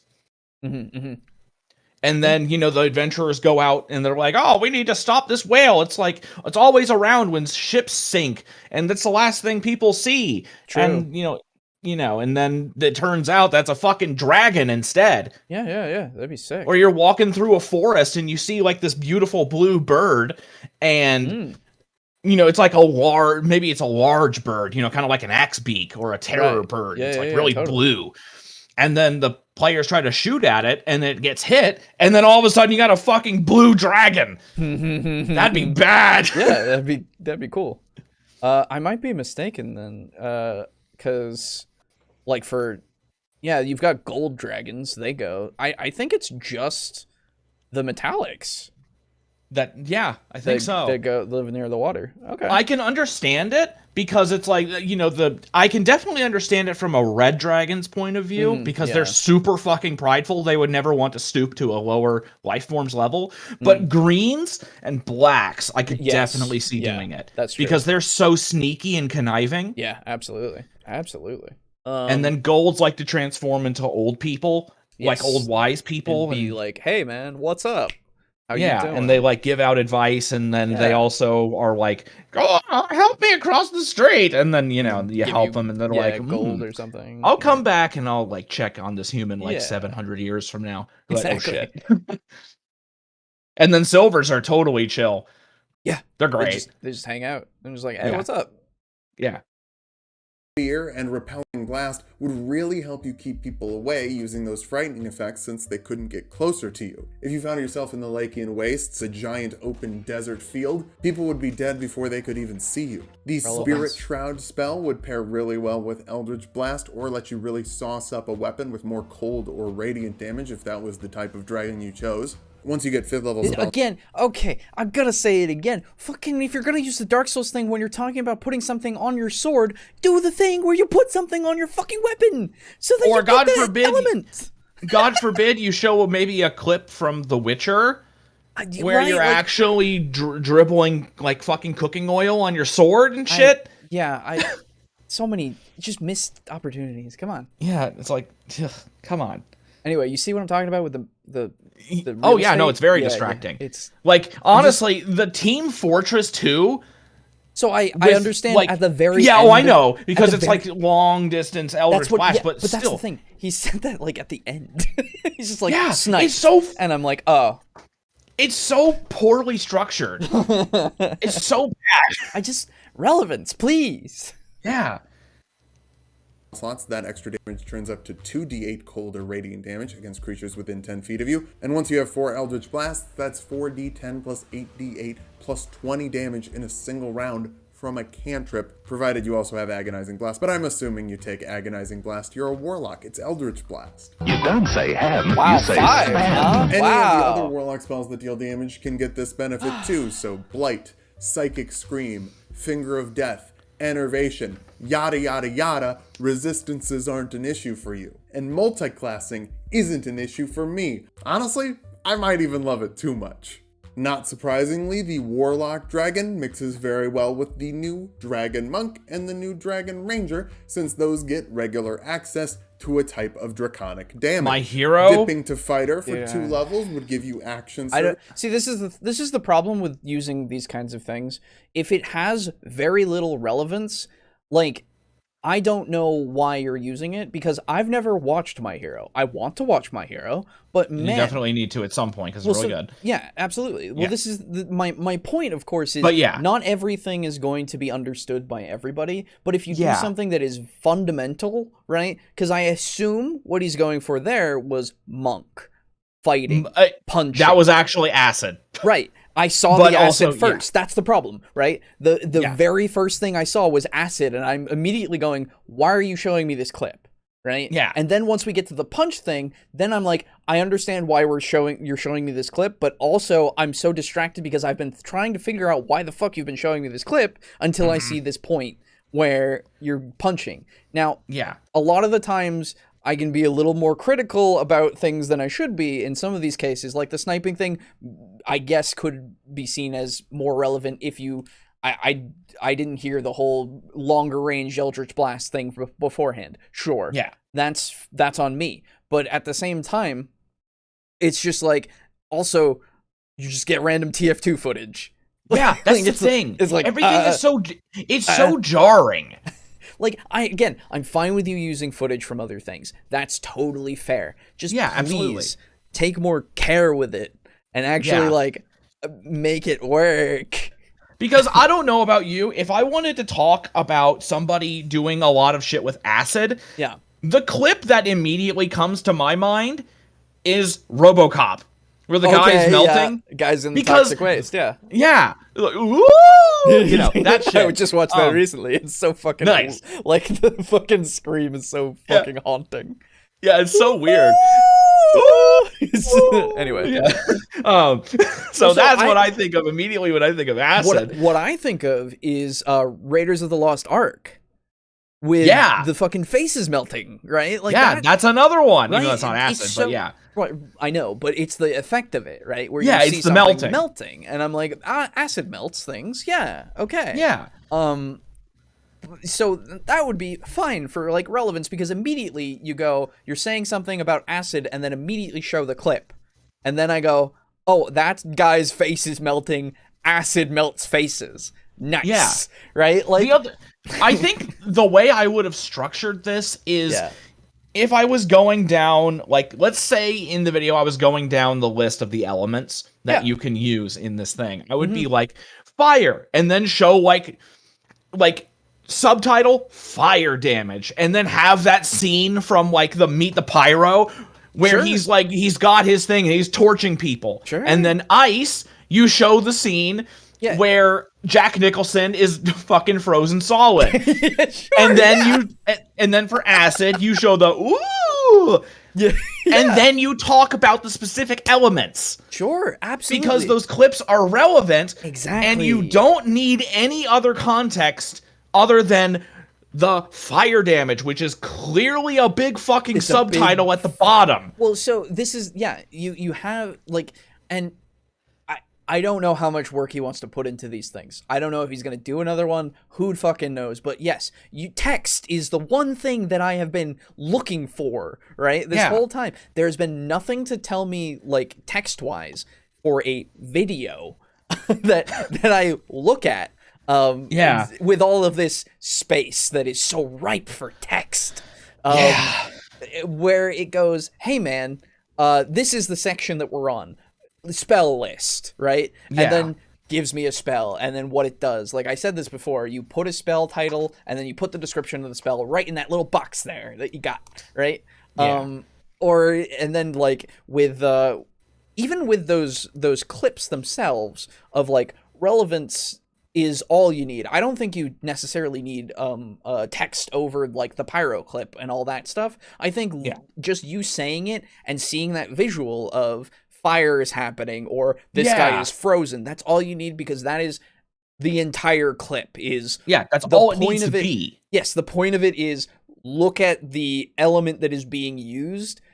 Doesn't matter that somebody doesn't know what fucking TF2 is. They know what fire is. And it doesn't matter if you've never seen The Shining. Exactly. You can tell that he's fucking frozen. He's frozen, and he has a hilarious face. Yes, absolutely. That's the entire thing. You just have to compress this shit into simple, small bites. And the other idea, of course, is just use random art that you get from some guy from commissioning it, like on Fiverr, right? You go, hey man, can you get me a guy doing this with a dragon like behind him or something, right? And then you get, even if it's just you doing stick figures, who fucking cares? There are plenty of people who make a lot of fucking money just doing stick figure animations. So like, do whatever. Just do something that actually doesn't make me go, I have to now look at this and go, why did you put this here? Oh, now I know. Oh, okay. Right? It's just poorly structured. It is. I would say so as well. And again, we're not trying to be dicks about it. It's just... But the problem is it's that distracting. Yes, this is the video. There's nothing... It is... To be fair... If it's not distracting, if you are a layperson and going, hey man, I don't notice this shit, I think it's just fine. I go, okay, that's fine. But we are above you. No, we are trying to help with the craft, right? Yes, because we are seeing an issue. Yes. It could be better. Absolutely. Anyway, let's just fucking finish this. So you could shoot Eldritch Blast twice in the same round. Mix in Sorcerer to get quickened spell, and you can Eldritch Blast 3 times in a round. That's 12d10 plus 60 damage in a single round. Pop Spirit Shroud on there too, and you can add 24d. It's a poor use of the clip because I know why you're doing it, but you're also not allowing it so that the projectiles are being shown. That there are 3 projectiles at once, because they're mostly just hitting the guy. And I know, because I'm looking at it closely, because I'm trying to figure out why you put this clip in. Because he's talking about how many Eldritch Blasts exactly. you can and I'm out. like, but oh, again, you get 3. Anyway. It's still so bad. It's the whole thing. Yeah. D8 of cold or radiant damage. Now If you have that's your one. preferred draconic type, they're pretty good ones. Okay, because no. of Spirit You know what? I'll give him that. He said cold or radiant damage. It became blue. That's fine. There you go. You did that timing just fine. I don't know if that's the case in that game. I don't know if that was intentional, dude. I don't know if it was intentional either. But also, I doubt it. But also, it's a happy coincidence if it is unintentional, and if not, good job. Yeah, right. Is it really only the 7th? Yes. What the fuck? I thought it was the 14th. Dude, Yeah. This month has been going by so fucking slow. Anyway, go on. Honestly, just at this point, I would rather adapt the Dragon Disciple archetype from Pathfinder 2e. That at least gives you wings eventually. Oh, sure, yeah. Yeah. Fucking, I would fucking go for, anything. I don't know. Oof. I would go for anything other than this. Well, so, I'm not... I don't want to be that guy. But also, like, what am I getting here but something that is super overpowered? I see the potential, but the potential is not enough. I need the execution to be refined, right? Yeah. Which is why I go, man, most of this needs, like, I need the explanations for some of these spells, or just different spells in their place, or, differences to the abilities that you get, and like where they're placed in like your leveling system and damage values and such. Like that's what I need, because otherwise, unremarkable. The thing is, what I've gotten from this video and you're talking about the earlier segments. Yes. I am getting that this is a class that is not designed or catered for role playing at all. It sounds like it's just a bunch of fucking numbers, and that's it. Well, so I don't know in that case. Like, I don't know the intention behind it. If that is the case, then that's unfortunate. But I would argue any class can be either way, right? Like, it doesn't matter. Yes, any class. But the thing is, this is a homebrew. True. So if you're making the class for other people to play it, you kind of want to be able to hit both. I would say so, but I would also argue that it's easy enough for you to force it to be either, right? Like in any way. Guess. But I'm just not hearing about many spells that are like, everything is damage. It's all damage. Yes, that's the other thing.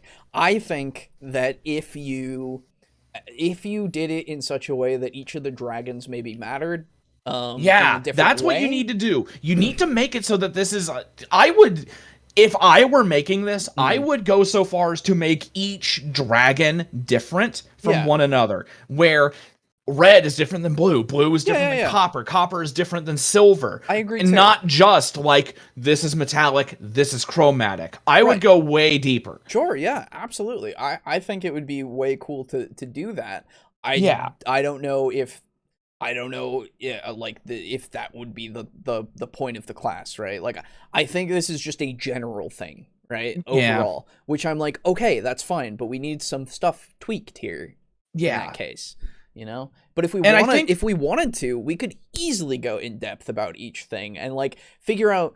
Basically, just read about the personality of each dragon and work off of that, really. Yeah, because then with each different dragon, you would get different leveling spells. Yeah, because I guarantee you, if your patron is a copper dragon, you're going to have different spells than someone who has a green dragon. Yes, absolutely. Your green dragon would focus more on stealth, on things to improve your subterfuge. Like stealth and deception, stuff like that. That's all they do. Totally. And then blacks are really sadistic. Yes, and they're evil fuckers. They're bad. Whereas coppers are fucking hilarious. They will fucking grab you dig a hole in the sand, drop you in Yes. there, and you can't get out, just so that they can talk to you. That's right. Yes, they That's just want to it. have a And conversation. then they'll lift you up and they'll put you back on the ground, and they're like, okay, bye. They'll fly the fuck away. Yeah, they're absolutely. great. It's just you'd get a whole different variety of these things to use, and they could be whatever you want, really, at the time. You know, like, and I think the other thing that's making me lean towards this is just sounding like, you know, just a bunch of numbers.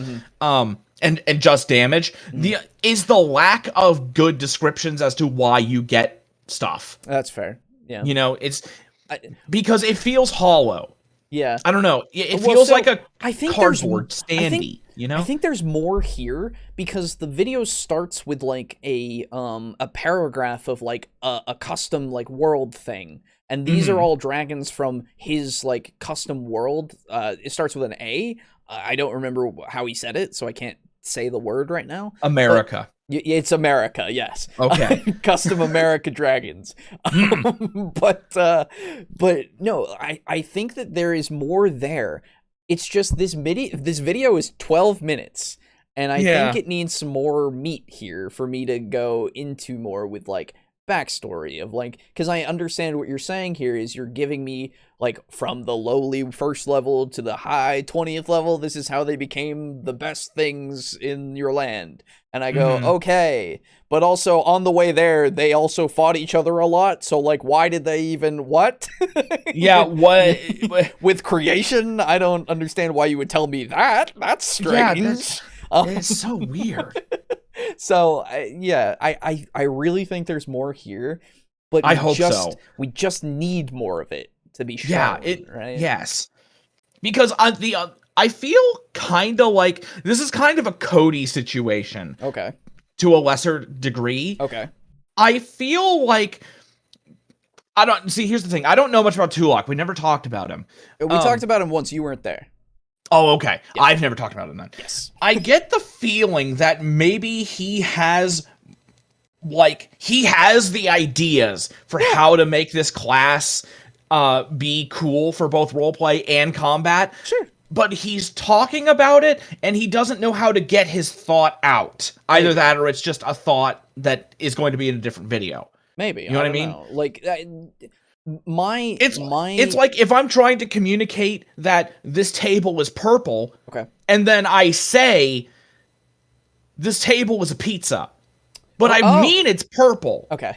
But I know that I'm trying to say that it's purple, right, but you hear that it's pizza. Right. You know what I mean? I think I understand what you're saying. I don't get that vibe. I get more of this being more numbers just because of how his channel is. Like his other content. That's true, yeah, because his whole channel is building classes. Building classes based off of other characters, and the most that I see is trying to make these characters like have the abilities of the characters, right? Yeah. And it feels very much like not necessarily min-maxy, but very much just like this is the optimal way that you need to build in order to become this character. Right? Yeah, especially when he's like, I assume you take Agonizing Blast, you're a Warlock. That's the other thing. You know? I'm over here going, what if I don't want to, though? Yeah, what if I don't? What if I want to play a Warlock a different way? Yeah, what if I have, instead of that, I have Mask of Many Faces as my first invocation because I want to be able to just instantly go, I'm this guy for an hour. I'm this guy for an hour. I'm this guy for an hour because that's fucking great. I want to play a Warlock that doesn't use Eldritch Blast. Yeah, and uses the spells. Yeah, well, so and basically just fire them out of a big fucking rocket launcher. Yeah, because it's like it's max power, baby, bam. That's true. Yeah, you get them every short rest, so I guess it would work. Yeah.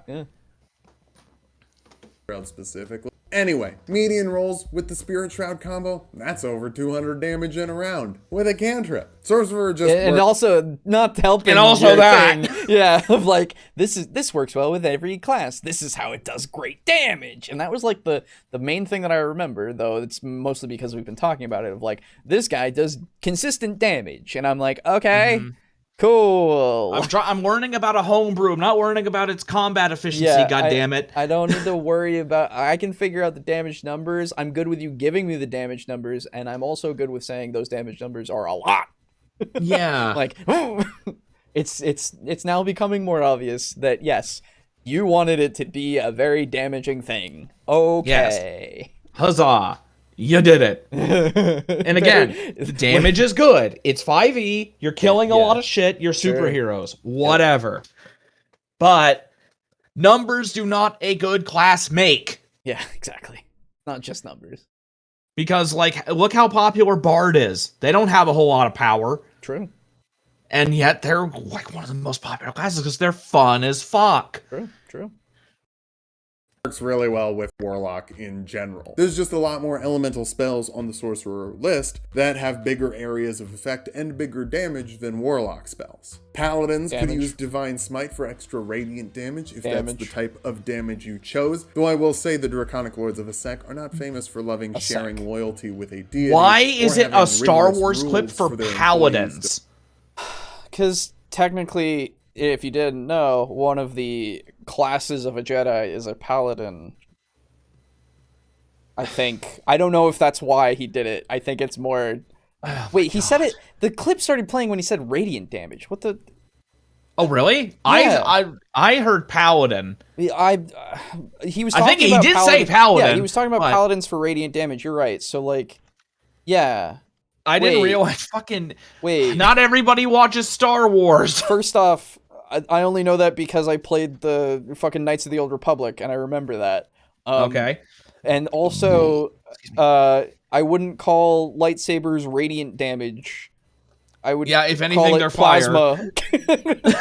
I would call it not applicable. I don't. Why are we trying to classify this? Oh, that's right. That's your channel. I forgot. Yeah. That's what you do. That's all you do. With your most of your... I don't want to... anyway, yeah. Follow. But don't worry, there are no rules for joining my Patreon. You just have to... Well, I guess you have to give me money. Oh, boy. Tier, you get access to why is it letterboxed, by the way? Dude, I don't know! He zoomed in for a second! I didn't notice it, because I thought that was, fucking... What, this? The fucking... watch together. I thought it was dude. All of his clips are like with him. They're all letterboxed. Oh, and just then he fucking zoomed in. Yeah. For 1 second for no reason. Yeah. Well, it's to emphasize the joke of you giving him money for the Patreon. That's the joke. That's how you join the free Patreon. Oh, I get it. That was a joke. That's how. Yeah. Oh my god. See, now that he zoomed in, now it's funny. Exactly. What the fuck? Zooms can be good for comedic effect, but man, you gotta do it right. But it wasn't. Yeah. They're force damage. That's fair, actually. Yeah, they would be force damage technically if we want to categorize it. Well, no, so they're bacteria damage. What I would say no, because they're not resisted by like anything. So force damage. Yeah. I would still say that it is fire because of that scene in the first prequel where they melt through the door. Yeah, I guess, yeah. I remember just, when Qui-Gon and Obi-Wan are getting attacked by the Droidekas? then I would counter with force damage is the most effective against buildings and structures. But it still melts through the thing, and you can't melt through things with force. Hey, man. Shut up. There we go. If we're going to be as that pedantic, I would say that fire doesn't necessarily, unless you superheat it to the point of plasma, really go through a building as well either. It's true, but it wasn't a building; it was a door. Yeah, same fucking concept. Anyway, the ones I've made so far. At the $1 tier, you can vote for the subclass you want to see. I want to hear his pitch, The Scavenger Ranger is adept at surviving in even the harshest of conditions. Or you could vote for the Bruiser archetype fighter, martial masters who do their best when backed into a corner. If you can't support the Patreon, I get that. Kind of like the video, subscribe for more, and leave me a nice... Let's just say that somebody doesn't know who John Wick is. Then you go, there's a guy in a suit who's not backed into a corner. In fact, they're letting him go. It's Rianu Keys. That's counter to the point that you just said. Okay. Yeah. Comment, because nice comments help the algorithm even more. Then come back next week for more from the Gilded Coast of Morier. Morier? Was that the Morier. name of his thing? I think that's his custom or something. It was either Asarak or not a Saserac, the Lich guy, no. But Saserac? Yeah, no. Yeah, whatever. It wasn't that. It was something that was like that, but I think the other thing, I don't know, man. Do you think I know? Okay. I don't know shit. Hey, man, you watched the video. Hey, man. You're an all-star, okay? Yeah. So that was that video. Yeah, that was a video. That was a video. That was so. Again, it started off like I was fine because he was just going, "This is the list of spells," and for a while I was like, "Okay," like I don't remember them because they didn't seem egregious. I just remember creation mostly because I'm like, "Why?" Yeah. But for a while it was just me going, "Oh, this video, huh? The video. Why does he have so much space?" And then when we got to the actual fucking thing, like, yeah, it started to fall apart a little bit, and then I found out your purpose is damage. At the very end, you really played your hand of telling me how much damage I can do when I multiclass, because multiclass into damage. That's why we multiclass, right? Like, yeah. Okay, you know. John Wick is a berserker ranger when his dog dies once per dog lifetime. Ah, there you go. Yeah. Oh my god. Yeah. Anyway, I also watched that movie recently too. It was a good movie, John Wick, that first one. Nice. Just Oh, is the second one bad? Well, yeah, it's a little silly. You can still Yeah, have fun no, with it it absolutely is. You can still have fun with it, right? But it's a little silly. And then I hear the third one is just downhill. Oh, that's a shame. Yeah. Oh, well. But if you remember, the second one had them falling down the stairs for like ever. Oh, really? Yeah. Have you seen the second one? I've never seen any of them. Oh, okay. I would recommend the first one because it's just cool. It's like good choreography and everything. Like it's really good. I've seen some of the scenes and like some of the headshots. Yeah. But yeah, it's basically like gun kata and just headshotting. Yeah, absolutely. And then I was in the theater with Aiden at the time because it came out when we were in college and up there and I remember even in the theater, like I wasn't thinking about it. I wasn't thinking about the movie. I was just like, this is John Wick, whatever. I'll watch a guy shoot a guy. Neat, right? Yeah. And then once the stair scene came, he was fighting a single guy, and then they like threw themselves down stairs outside for like a solid couple of minutes. And I was like, what is happening? This is so weird and strange. This is farcical, in fact. And we started laughing. Like, it was just like, what is going on? I thought this was a serious action scene. We're just falling downstairs, huh? They're taking a long time. This is a lot of stairs. Yeah, it just never seemed to end. It was really weird. Anyway, so first video down, time to talk about the Patreon that we have. Oh my god. Hey, it's almost like that was talked about for like a second in that video that we watched, except it wasn't our Patreon. So hey, we have a Patreon. You can join it if you want. There's a link in the description of the VOD, and if you're new here and watching this live, well, I think there's a command for it in the chat. I think I put one there. It's been a while since I looked at the commands. Otherwise, you can go onto Patreon and go to patreon.com/tabletalkdnd specifically. And and I will bring up our lovely patrons. That is, of course, starting at the top. Draco Kraken up at that tier 4.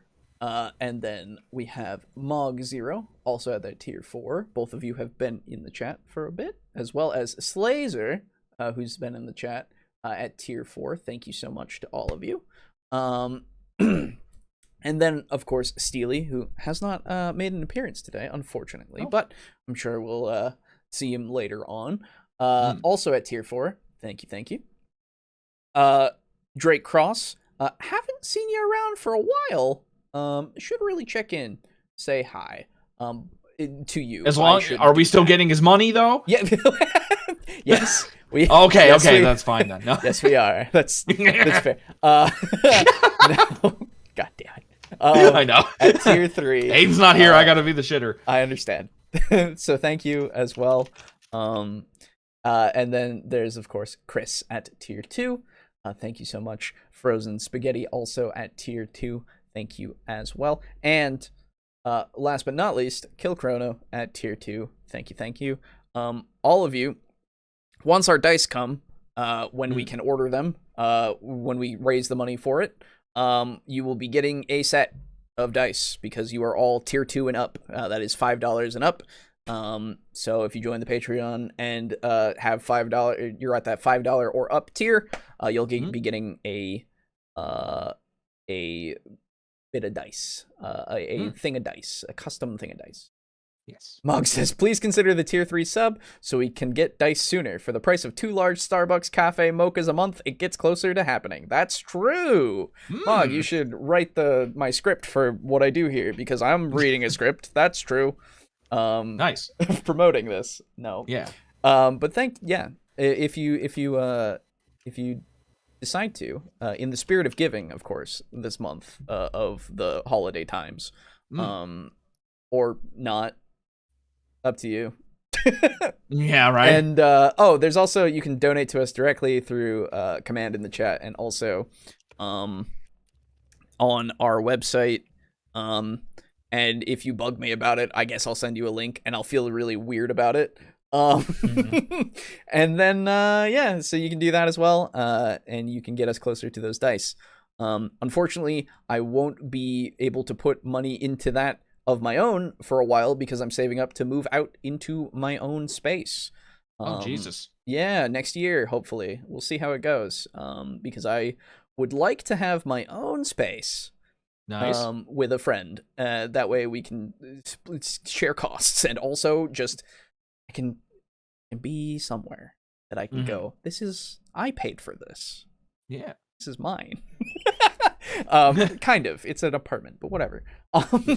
So, yeah. Other than that, of course, if you would like to, you can support us through getting a physical merchandise option.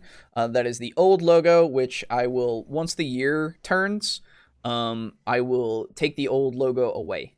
And, I think we lost. Oh, there it goes. Okay, that was weird. Oh. We had a hiccup for my end. Sorry about that. But anyway, so once the year turns, I will take away the old logo, and we will just have the new logo. So if you want the old logo without any of our ugly mugs on a t-shirt or something, go for it. That's there. It's a fair want. If you get the new logo, any purchase you make will also support the artist who also did our PFPs. C-Maniac, my friend. They are at C-Maniac on Twitter. It will be in the description once this becomes a VOD. So you can go and find them and see if you want to, I don't know, commission something from them, because I will continue to, because I love their work. I love these PFPs, and I love the logo, and it's been great. Yeah, I'm a Santa man. It's pretty cool. Yeah, I'm Snowboo. I'm a Snowboo, even though I'm still black. Yep. Because I figured it would be a little too off the beaten path of your original PFP to go totally white. Because then you just look like a regular boo, and I go, oh. Yeah. No, so I'm Cole. I'm the Cole you get in your stocking. Yeah, exactly. Well, you got the frosty hat and the frosty pipe, so you're a Snowboo. Frosty boo. Frostboo. Frostboo. There you go. Got there in the end. Other than that, of course, we are partnered with Humble Bundle. Good old Humble Bundle. Great site. Go fucking buy a thing with our link. It'll be in the description, as well as I know I have a command for that in the chat. You can get whatever they got right now. What do they have right now? That's they had, I don't know if they still have it. They have Cyberpunk, actually. They have right now. Cyberpunk Red? Original Cyberpunk, it looks like. Which is still it has Red Jumpstart kit as well. Ooh. Oh, the Jumpstart. Damn it. Yeah. Because I don't think the new one is out. The actual core, I think. But anyway, you can fucking $18 for 30 items for Cyberpunk. Hey, go get it if you want it. You can use our link and fucking get the thing, and then be like, hey man, I have Cyberpunk now. And people will go, shit, dude, you got Cyberpunk? And we go, I want Cyberpunk. Yeah. Anyway, a little bit of it can go towards us. You can set stuff and also get it towards charity, which we support, Tabletop Alliance, which will also be in the description for you to look at their site to gain more information. But they use tabletop stuff in order to help people and grow communities. It's pretty cool. I think that's all of those things. So, hey, if you made it this far, I don't know, like subscribe or something. So let's keep going. So second video. Now this is a video that is from a person that I've never heard of, who made a Symbiote homebrew, like Venom. Yeah. Specifically, and I was like, oh, that sounds neat. So we'll see how it goes. This is up here. There we go. A symbiote. So, open stocking and sees Boo. What the actual fuck? Get out of there. Yes. So studio mode. I can get it here. There we go. Yes, so this is how to play a symbiote in Dungeons & Dragons 5e, and this is brought to us by Imaginary Jeremy. I like that name. It's got that nice flow to it. Imaginary Jeremy. I like that. So, here we go. A symbiote is an alien entity that requires a host for survival. In exchange for the sustenance that a host provides, the symbiote can grant its host great power. Sometimes that power involves the ability to transform with the host into a hybrid form, providing the combined entity of the host and symbiote great power and other strange abilities. Venom is the classic example of a symbiote as we know it today, and that combined entity is a symbiont. Or if you want to use the name that I came up with in the homebrew class I designed to allow you to play a symbiont like Venom in your home games, it's the Keeper class. In it, you play a character that is the keeper to the... What I will say, just right off the bat, is I'm glad you described what a symbiote is right off the bat before giving the Venom example, because some people might not know who Venom is. Indeed. The host of this alien symbiote, and together you can unlock incredible strength and it's a wide host, variety of different abilities, like the ability to assimilate your foes, taking your enemy's strength and making it your own. Or you can infect your allies with that symbiotic connection that you and your symbiote share to allow you to better support them, or even corrupt your foes with that same ability to bend them to your will. And at every step along the way, you evolve and adapt as the symbiote changes the actual nature of your body and your hybrid form. All in order to... I'm just hearing chaos at this point. Just chaos. Yeah, right. Which is, vast tech. Hello, Corey. I don't know what you mean. So I would say, because like you say host as an alternate for the title of, or sorry, the name of the class, which I would say would be fine, except host also I think would fit for like a bard subclass, right? Like something that's also, very true, right? Like it's kind of more, I would say, more of a dedicated like diplomacy, like really skill heavy kind of class, right? Subclass, which would fit the bard very well. And for this, like, keeper is because are you necessarily the keeper of it, quote unquote, or is it the keeper of you? I guess that's kind of the neat thing about it, right? And like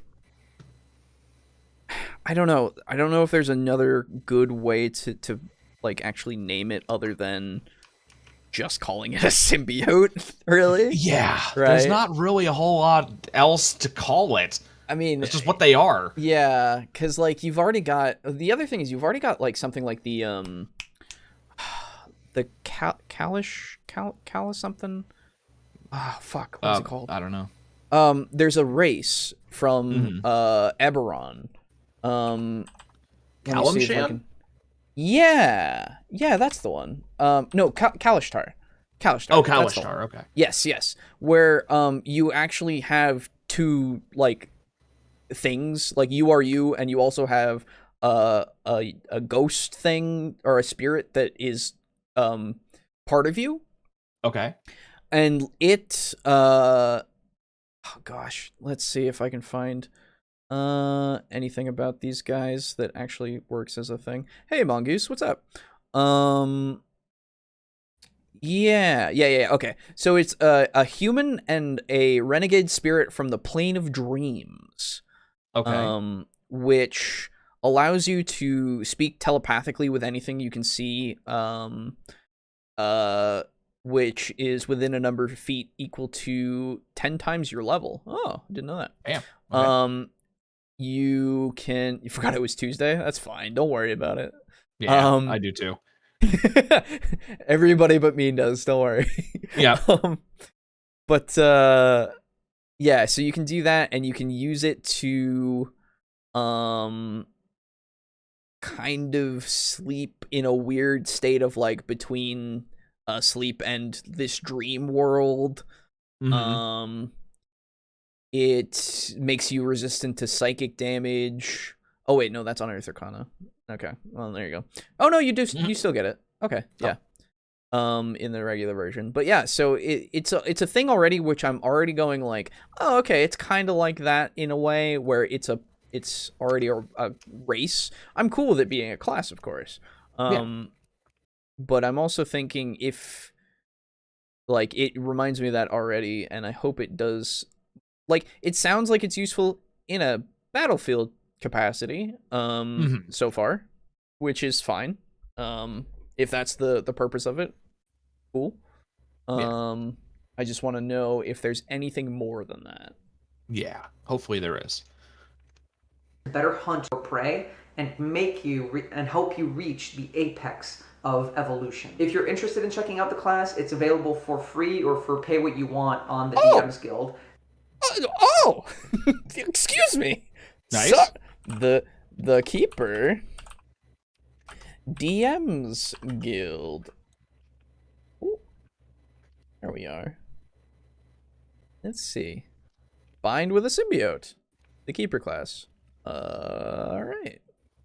Let me see this. Hello, Indigo. How's it going? Yeah, check out. Oh, fuck me. What's my account? I don't remember. Okay, well, while I figure that out, let's continue. An infographic. Gasp. Yeah, he doesn't even have that free real estate, but he even knows, hey, look at this thing. Yeah, I can put it here on the screen. On the screen for you to look at, right? Whoa. Whoa, man. That's crazy. There's going to be a link at the top of the description. But in this video, I want to give you guys an overview of the class and talk about some of the features that I really enjoy so that you can potentially see if you'd like to play a keeper, especially since the new Venom movie is coming out soon.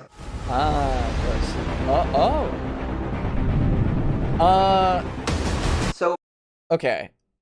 So so this is the opposite of it being irrelevant. It's very relevant but unnecessary. Yes, that's the thing. I immediately was like, "Oh, I'm gonna get struck," because that's just that's weird. That's what I would trailer there. Yeah, immediately like, and to be fair, you can use a trailer as transformatively, absolutely, but this is just a reference to it. I wouldn't say it's as transformative as it could be. But what I would say would work even better is if you do that without the music, first off, because the bots will fucking go for you immediately. Do it without the music, but do it while you're saying, oh, the new Venom movie is coming out, because you have a perfect time for you to just show that on the screen, because it lasts just enough amount of time for you to go, this is the Venom movie that's coming. Which is like, and then like, hey, people who might not know Venom, who are watching this video and going, oh, what's a symbiote? And then they go, oh, that's a thing that's coming? I could go see Venom then and understand it a little bit more or something. Or maybe I'll like it if I like this class, you know? Which you're doing free advertising for them. I don't give a fuck. That's fine. Do whatever you want, but also, like, I don't know, be a little careful. Be a little careful. Bots are scary. YouTube bots don't like anyone. They don't like anybody. A keeper is just a regular adventurer. They're not particularly notable in any way except for one, which is the force of their personality. This is important because when that adventurer has a chance encounter and bonds with that alien or otherworldly entity, it's the force of personality that will allow them to maintain control and strike that fragile balance between being consumed by the symbiote and being unable to access any of the power that the entity could provide. It's together by using their force of will and personality, their charisma ultimately, as well as the entity's natural tendencies and I guess natural design, that the keeper is able to unlock its great strength. Alone, neither piece is too interesting. The adventurer is not too skilled, and the entity doesn't have the... Oh, okay. just on your own. You suck. Like, I get what you're going for, that's fine. But what if I multi-class? Yeah, right? Too bad YouTube doesn't care about fair use. Yeah, well, you know, on occasion. It's unfortunate. Yeah. Most of the time.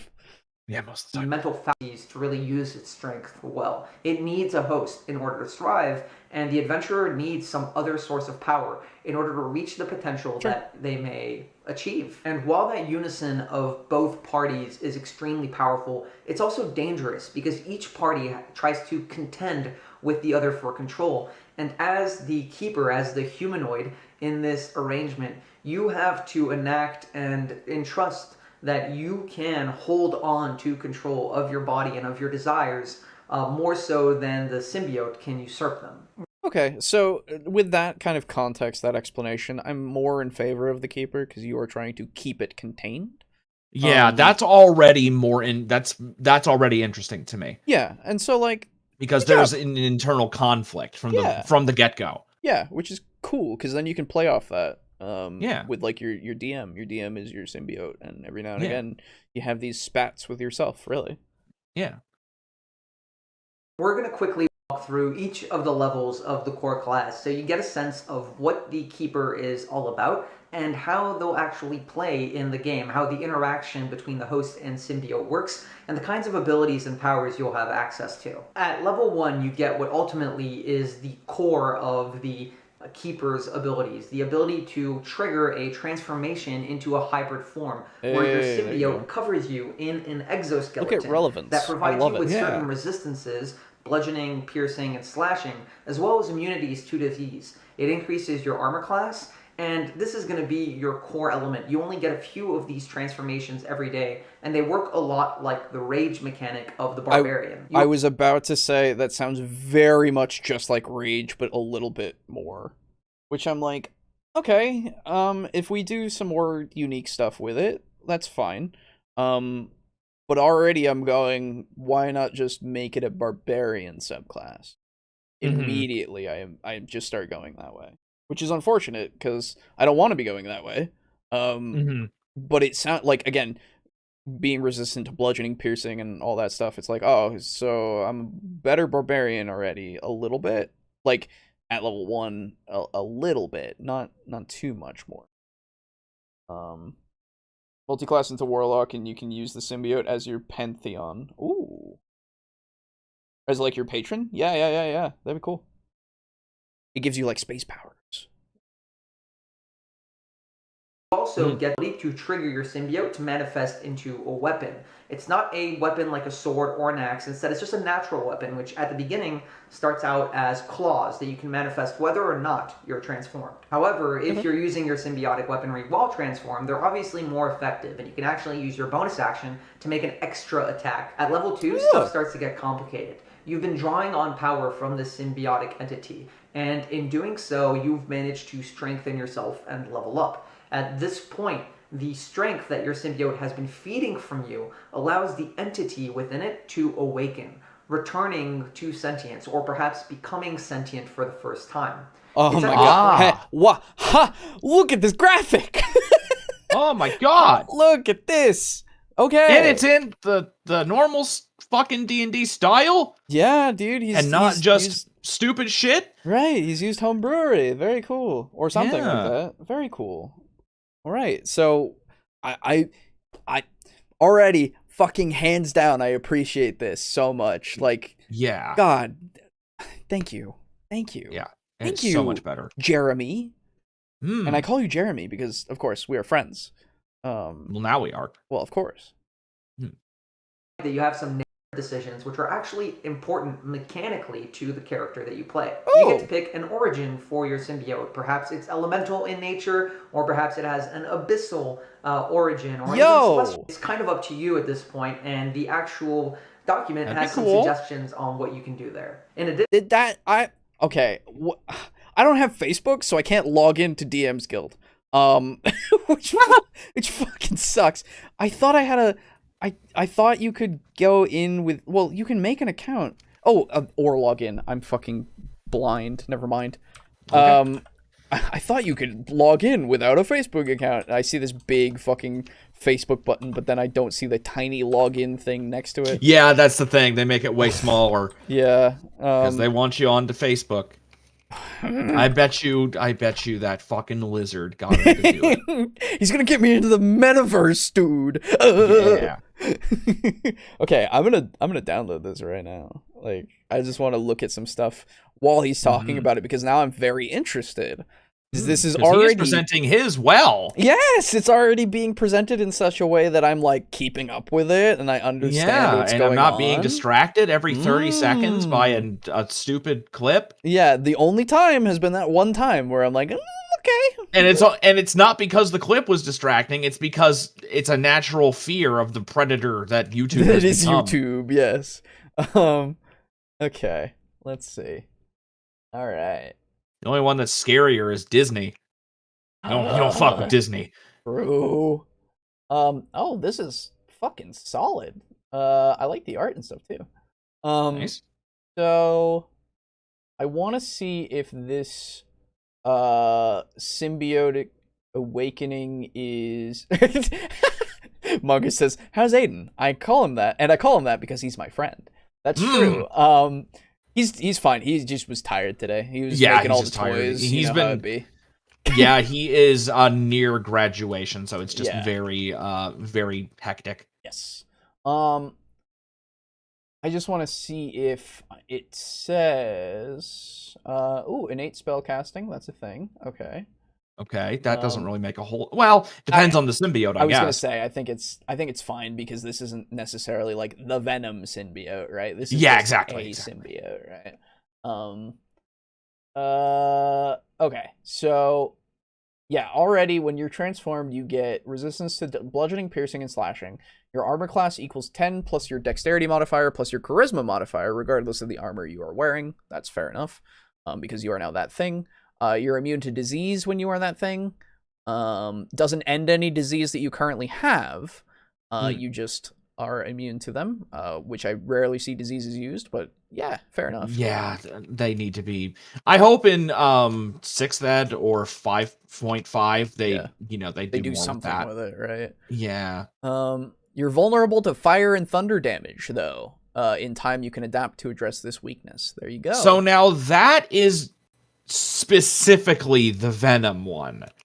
I think it's just in general, it being an organism that is enveloping you entirely. It's not a stretch to say that the thing itself that is covering your entire body is going to be more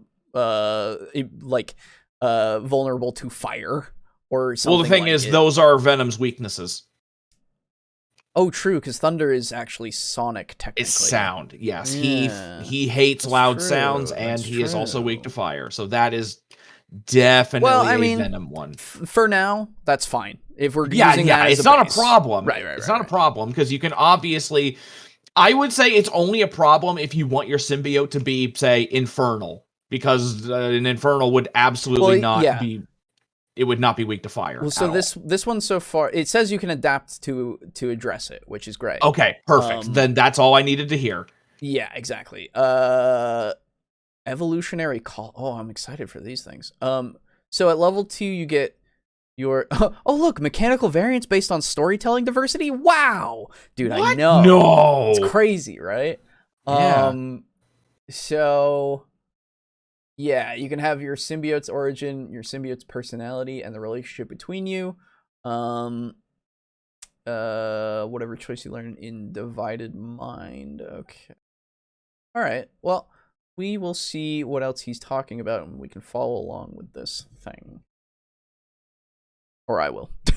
You get Divided Mind feature. Divided Mind reflects the fact that now there are two minds within your body. There is your mind, that of the adventure you're actually playing, and that of the symbiote now occupying it and speaking to you as well. The symbiote is awesome because it's another character, but ultimately it's not so far out of your control. It's just an opportunity for you to have some interesting roleplay triggers to use with the rest of your party, or perhaps to give over to your DM and make more compelling. The fact that there are true, you could have it be that you are both, and you're just playing two characters, quote unquote. Yeah. But true. Man, I already again, he's just going, hey, you can also do stuff for roleplay immediately. Like, wow. Oh my god. Yeah. Oh my god. We're 5 minutes in, and I'm having a blast. It's a lot better. Yes.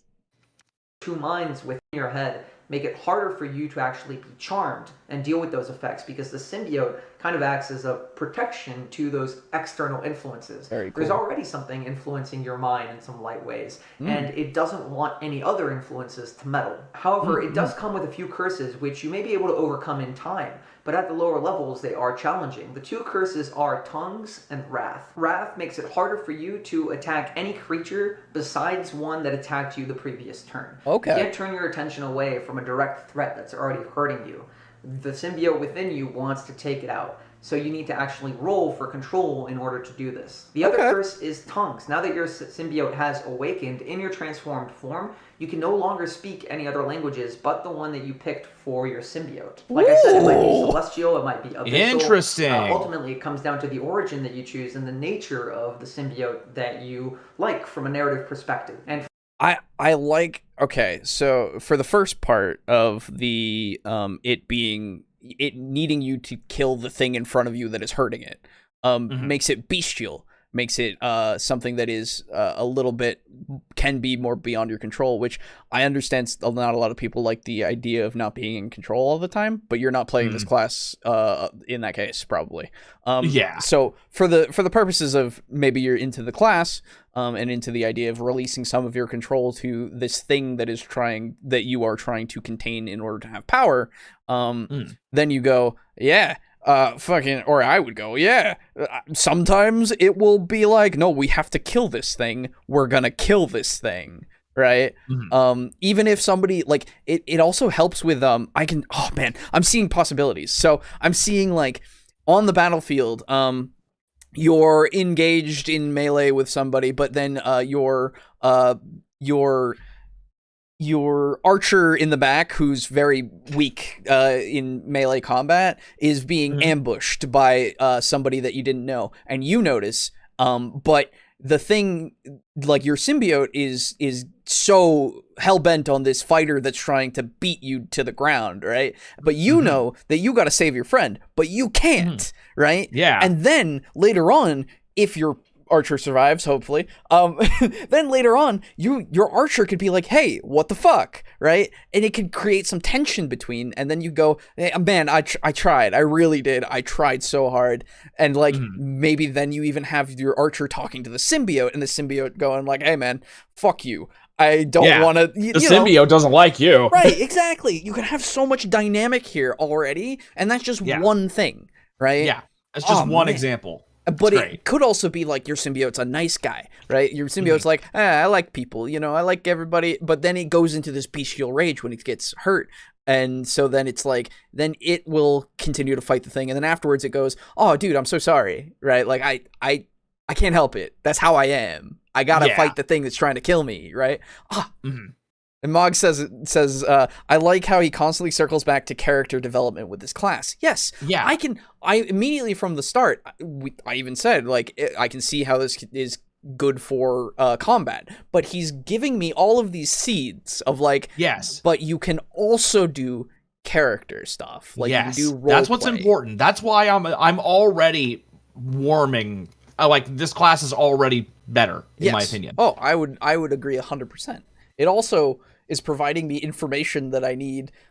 It helps that the PDF is available, but I would say even without that, it's already providing me this information that I'm like, I can follow along with the stuff on the screen. He's got relevant examples that he's not just cutting to and being the entire point of the video for a second, like being my entire vision, right? With their spam and, and all that shit.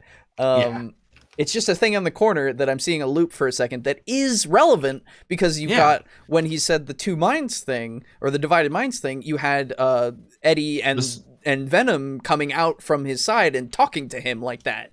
Like, and it was two things right there talking to each other. And immediately I go, two minds, divided minds. Okay. Yeah. I'm there. Yeah, it's great. It's so much better. The craft and this and I'm obviously like not knocking any points off, of course, because he doesn't have a great microphone. But what the only difference here that I could see so far is like you just get a better mic, and that's fine. You know, you don't have to, but if you got a better mic, dude, perfect. Golden. Like so far, perfect. Yeah, it's great. Finally, with your and that symbiote Venom coming to trailer. power, you also unlock adaptations. That's a little dangerous. Adaptations are like the eldritch invocations of the Warlock class. It's why I consider this class to be a hybrid of the Barbarian and the Warlock. Makes more sense then. Gotcha. Yeah. Okay. Adaptations. Oh, anyway, I'll let him go. Strength. Of also the adaptability of the Warlock and the, I guess, malleability of the Warlock too. There's a whole list of adaptations to choose from, and some are gated by the subclasses that you have access to, which we'll talk about in just a moment. But some of the adaptations you might choose from include such things as increasing the range of your natural weaponry, so that rather than just claws, you have a pseudopod that can reach out to up to 10 feet. Or perhaps you want expanded dark vision, or a whole host of other options. There's, I think, about maybe 30, if not more, different adaptations to be chosen from. And like I said, some are gated by your subclasses, some are gated by levels. But at second level, you get to pick 2 to start with. By the end, you'll have about 8. 30 means replayability. Indeed. Oh, that's great. It means modulability. It means you could have an entire party of symbiotes. And they're all different. They're all unique. That's always good. Adaptations. Get access to an additional adaptation every few levels or so, and every time you level up, you can switch out one of the adaptations you already know for another one, so that you're not stuck with the same one. Makes sense. Then at level 3, you get to pick your evolutionary calling. It's a combination of both your personality and your symbiote's personality, the way it's kind of is by nature. And that influence of those two factors allow you to evolve in a substantial and important way that is distinct from other symbiotes. There are currently 4 different evolutionary callings that you can choose from. The first is Assimilation. Assimilation is all about being able to take the strengths of the enemies that you're fighting and make them your own. At the earlier levels, you're able to sap health from your enemies to keep you... Yes! Look at this! You can read it while he's talking about it! Yes! Oh my god. What a fucking novel concept. I'm sorry. What a boss. It's so exciting when I see somebody... how big is this channel? I just need to see. In comparison, I just need to right now. It's not, I imagine. I don't know. That's the thing. I think he was somewhere around 1,000 when I looked. Okay. Let me open this up over here. Yeah, he's at 1,006 or so 1.66K. And I need to see where Tulok's at now. Way too high. Well, so no, it's fine if he's higher. I'm just 149,000 That's where he's at for subs. Because you want to know why? Because this guy is giving out good information and is making intelligent shit, and Tulok clickbaits. Well, see, there's a lot of that, and it's just it's popular stuff, right? Like because it's like sense. There's not much more clickbait that you can get by. Okay, wait, what am I?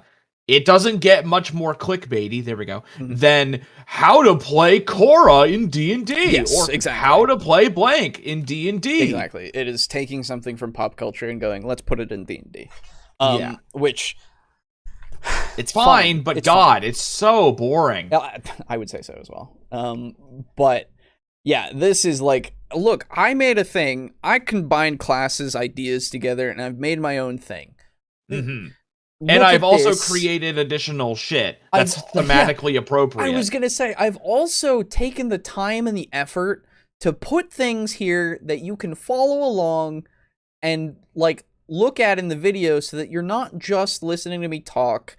You're not just, like, you know, getting bored by anything. You're able to continuously, like, have something here, and I'm expressing it in such a way that it at least tells me that he's interested, right? And that he's passionate about this thing, and he's happy that he's made it. And like, I'm so excited right now, like so excited to like, hopefully, I don't know if this guy does more content that we could cover at some point, but I would love to put him on the list again. Probably. Yeah. How to play Doctor Strange in D&D, yeah, because the new Doctor Strange movie will come at some point, you know, like Marvel's the thing, so do that. Yeah, it's literally whenever something is happening, he will do a popular thing from that, and I'm like, okay, and that's why I don't care. Yeah, and it's very boring and bland. Yeah. Well, this is the other thing, because you have that, and then you have we covered Blaine Simple, I think, the as the very next video where he was like also like how to play this in D&D, but his was more of a thought experiment, not how to be entirely this character. His was I think it was One Punch Man. I think the thing, and it was how do you do the most damage in one punch? Fair enough. And it was like, oh, okay. So this is how you would be, quote unquote, One Punch Man, but it's not just you have to take fighter this level, you know, it's more a build rather than just not a blueprint. Like, it is a guideline. Yes. I would say one that you can. Well, blueprints are technically guidelines, but this is like the things that I find from Tulok are mandatory, like things that you need to do in order to bake this character. Whilst yes, the same thing can be said about the other video, but it's more of a, again, do you want to get to the point where you can do a really big punch? Yeah, right? And it's more just a thought experiment and you need a thought experiment and build idea. Yeah, you need these stats, this item, and all that if you want to do the most with one punch. Right? Not necessarily you want to just embody One Punch Man, you know? Anyway. Going through a long fight, eventually you're able to even engulf them and steal some of their resistances or some of their different speed capabilities. For example, if you begin to assimilate a creature with flight speed, you would be able to eventually gain up to half its flight speed. Of course, it's far later on, but that is the path that assimilation takes you down. That is so cool. You make your enemy's strength your own. The second of these paths is cooperation. Cooperation is not so much about taking advantage of your transformed hybrid form.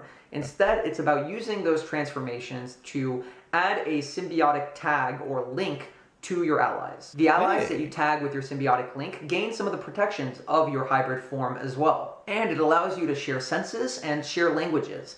Whoa. There was also, I see, your languages and tool proficiencies. Ooh, interesting. The thing that nobody uses? Hey, man. I know. Telepathically feel each other's emotions and are aware of each other's locations. Yeah, wow, that's cool. I can see that being like more than just combat, which is great. He's got, because again, you see the combat stuff of like damage sharing, any damage or healing you and your ally or subject subjected to is divided equally between the two of you. Okay, yeah, that's a combat-specific thing, or it could be out of combat, technically, but mostly a numbers thing. But then you have empathetic link, which is totally like, yeah, you also can get tool and language proficiencies, so you can make this guy talk Draconic when he's never heard the words ever, right? As long as you eat somebody who can speak it, right? Or you know how to speak it yourself. It's just it opens that door, and that's fucking sick. Yes, it's very good. Form as well, and it allows. I like how we've gotten a bad example of how to homebrew a class, and now this like really good example. It's 2 for 2 for Tulok. Like we're starting with a Tulok video, unfortunately, and that's why he hasn't been on the docket. Yep. Mostly just because he was doing the same thing over and over again. Yeah. Anyway. There's a whole host of applications for this that go far beyond just combat abilities. Though the combat is an important one because while you guys are linked symbiotically, you can actually share the damage that each of you sustain with each other. If you go for a taking build, you can potentially link yourself with a weaker ally so that you're taking the damage for them. Or if your build is a little softer, link yourself with the tank in your party so that they're able to absorb the damage for you. Cool. Eventually, you're able to induce mutations into your allies, which are essentially just spells that you get access to. Oh, okay. Yeah. So it's more the symbiote itself is enhancing these abilities with you, because none of these are like technically, like these can be rationalized as it enhancing you and not a spell, right? Oh man, it's more like a spell like ability. Yeah, exactly. Which is so cool. I love that. I love that, because this is the best part, because we know that all of these are spells. Like we know that, but the rationalization is there. The actual logic is here for you to go, oh yeah, I can see why Bless would be an ability that you get from this thing, because it will enhance your abilities enough that you get that additional plus a d4 to whatever you're doing. Yeah, you get like the heightened senses or whatever. And then like, oh, Death Ward later on, the thing shields you from death literally. Yeah, right? It literally catches the bullet before it manages to hit you in the heart. Yeah, exactly. Like it can manifest as a physical thing. It can manifest as a poison is in your system, but it makes it get out of your system and come out your mouth or whatever. You know, like you can see the threads and how they connect, and I'm so yes, thank you. Yes. It's very good. You put thought into this, and you put effort into your video, and it's good only 15 minutes, and like I'm already like I'm learning so much, and you're drawing me in to learn more, and there's a lot more in this document that he's like just glossing over. But this gets me to that point of like I want to read the document. Okay. Yeah, I want to learn more. Exactly. And I will be nice and put this into the description of the VOD and also link it in the chat for those of you who want to go find it on DM's Guild. If you want to go fucking pick it up, you can do it for free or you can give the guy money. Either way, I think this is valuable as fuck, and I would absolutely suggest looking over his channel and like subscribing and shit if more of his content is good. Another sarcastic dig. Oh wow, look how this one is given a linear level progression and not spells first, then abilities, then vague denotations of when they happen. Yeah, that was the other problem with that fucking Tulok video. He just went, oh, these are the spells you get, and they'll happen at these levels, and then, oh, we'll go back to level 1 and start with the abilities. It's like, oh, so we're not going to go from level 1 and start with all this shit, and then get to level 6 and get all this shit, like, what you get to this point. No. Yeah. For this, it's the whole class, and each of the levels has a thing, or at least most of them do. And so he's going bit by bit because they matter. Yes. Good. You can catalog that they affect not only you, but your ally as well. Cooperation plays to the hive mind idea of using the telepathic connection that you and your symbiote share in order to allow you to better coordinate with the allies in your party. Then you have corruption, which kind of takes things to the other extreme. Rather than infecting your allies and using that to help them, you try to infect your enemies. Once you've done so, you can afflict them with terrible diseases as your symbiote actually... Yeah, again, blindness, deafness, slow, contagion, flesh to stone, dominate, person, monster charm, all that stuff. Yes. So good. Again, thought was put. And I'm glad.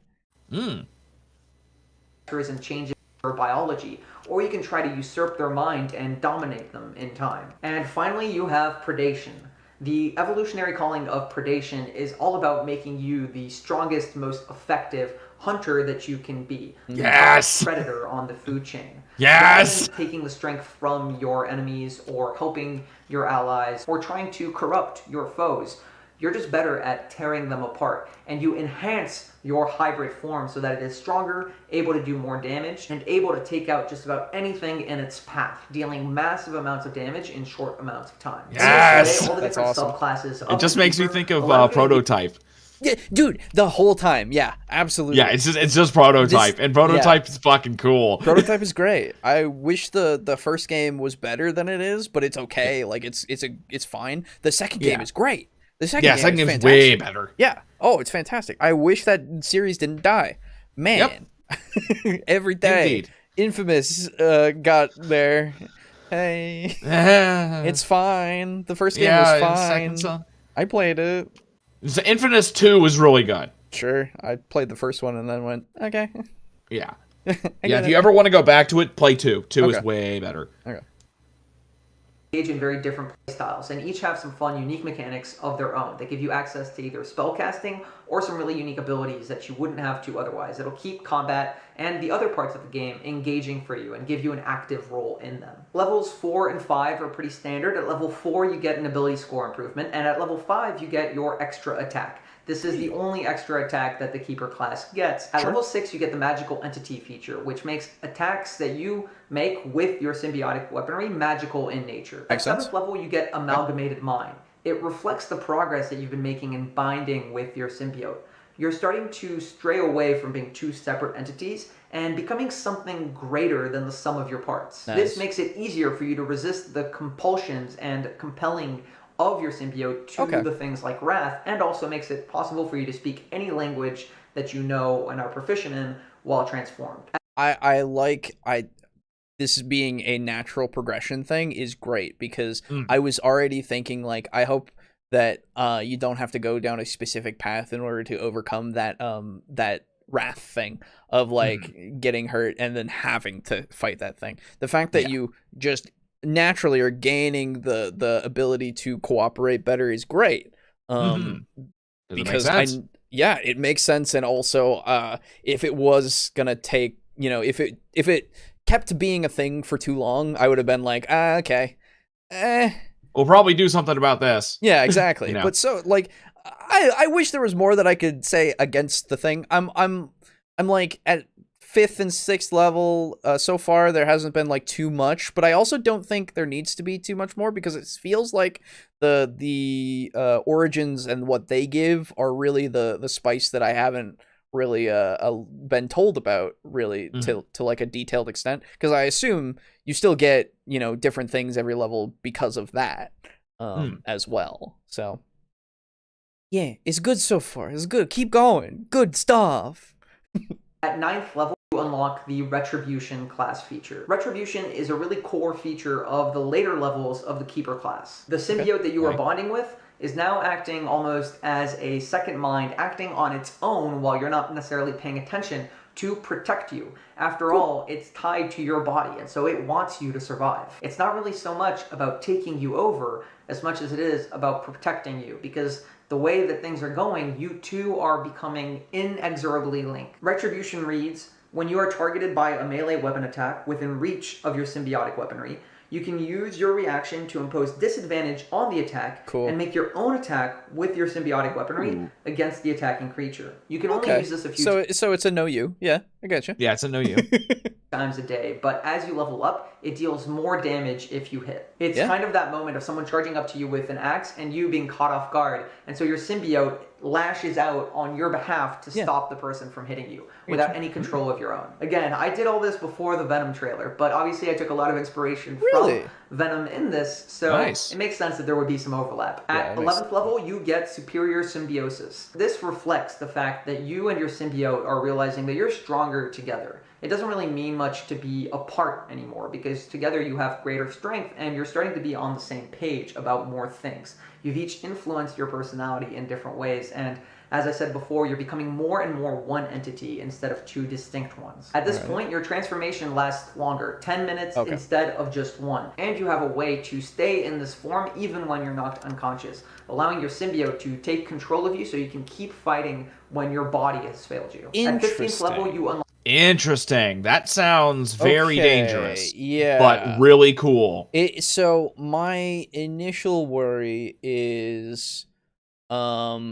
does it become just like a second life, quote unquote, in that way? I doubt it, because I would assume that it is you are still unconscious and you're still making death saves. Yeah, that's what I'm wondering. I let me see if I can find it, because that's something that I need answered now. Yeah, because I like the sound of that, where like your body has gone down and the symbiote might like, it keeps you up and doing shit, but you're still 3 or 2 hits away from dying. Exactly. Like I like that idea. Let's see.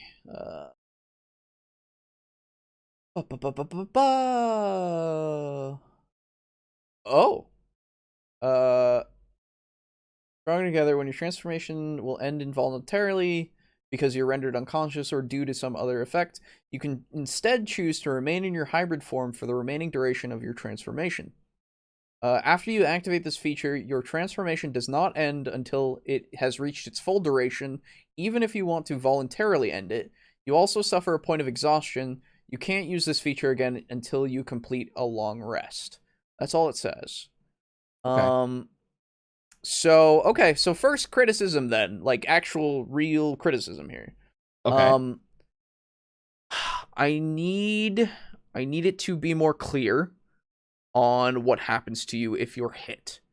And if you are making death saving throws and such. Because if that's the case, it becomes a super big risk versus reward thing, right? Yes. Where it's like, yeah, your symbiote can still fucking fight for you, but every hit you take will be a automatic fail death save. Like, that's how it works in the game. If it the other thing is, like, if this is happening, why isn't it trying to, I mean, I guess it could. This could be the case, but why isn't it trying to immediately staunch your wounds and make you stabilized? It could. That's the thing. It could.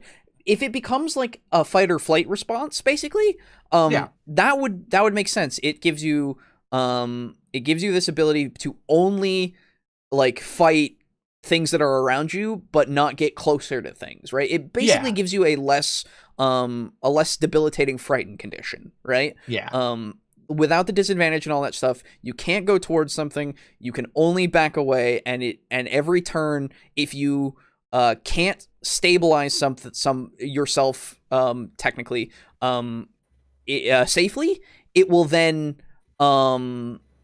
attack, right? Because there's something right next to you that's trying to attack you, right? Yes. And so, yeah, this is the thing, Mug. I think it'll keep attacking because of the Wrath ability, which would coincide with this fine, because, so it would kind of coincide, because then it's like, okay, I have to kill the threat so that I can then stabilize my host, right? Yes. So I need this to be more clear, because if that's the case, then it will keep fighting until the thing is dead, try to stabilize you, and then if it gets hit again, well, then it'll start fighting the thing again, and you'll start dying again, right? So I just need it to be more clear. But otherwise, I like the idea. I'm very much on board with it. Funny story involving, he put the brackets, prototype. I was in a Walmart with my mom, and she wanted to buy me a game, so I said I wanted Prototype, but she said it was too gory, so she bought me Mortal Kombat. Nice! Hell yeah. That's great. Oh, absolutely.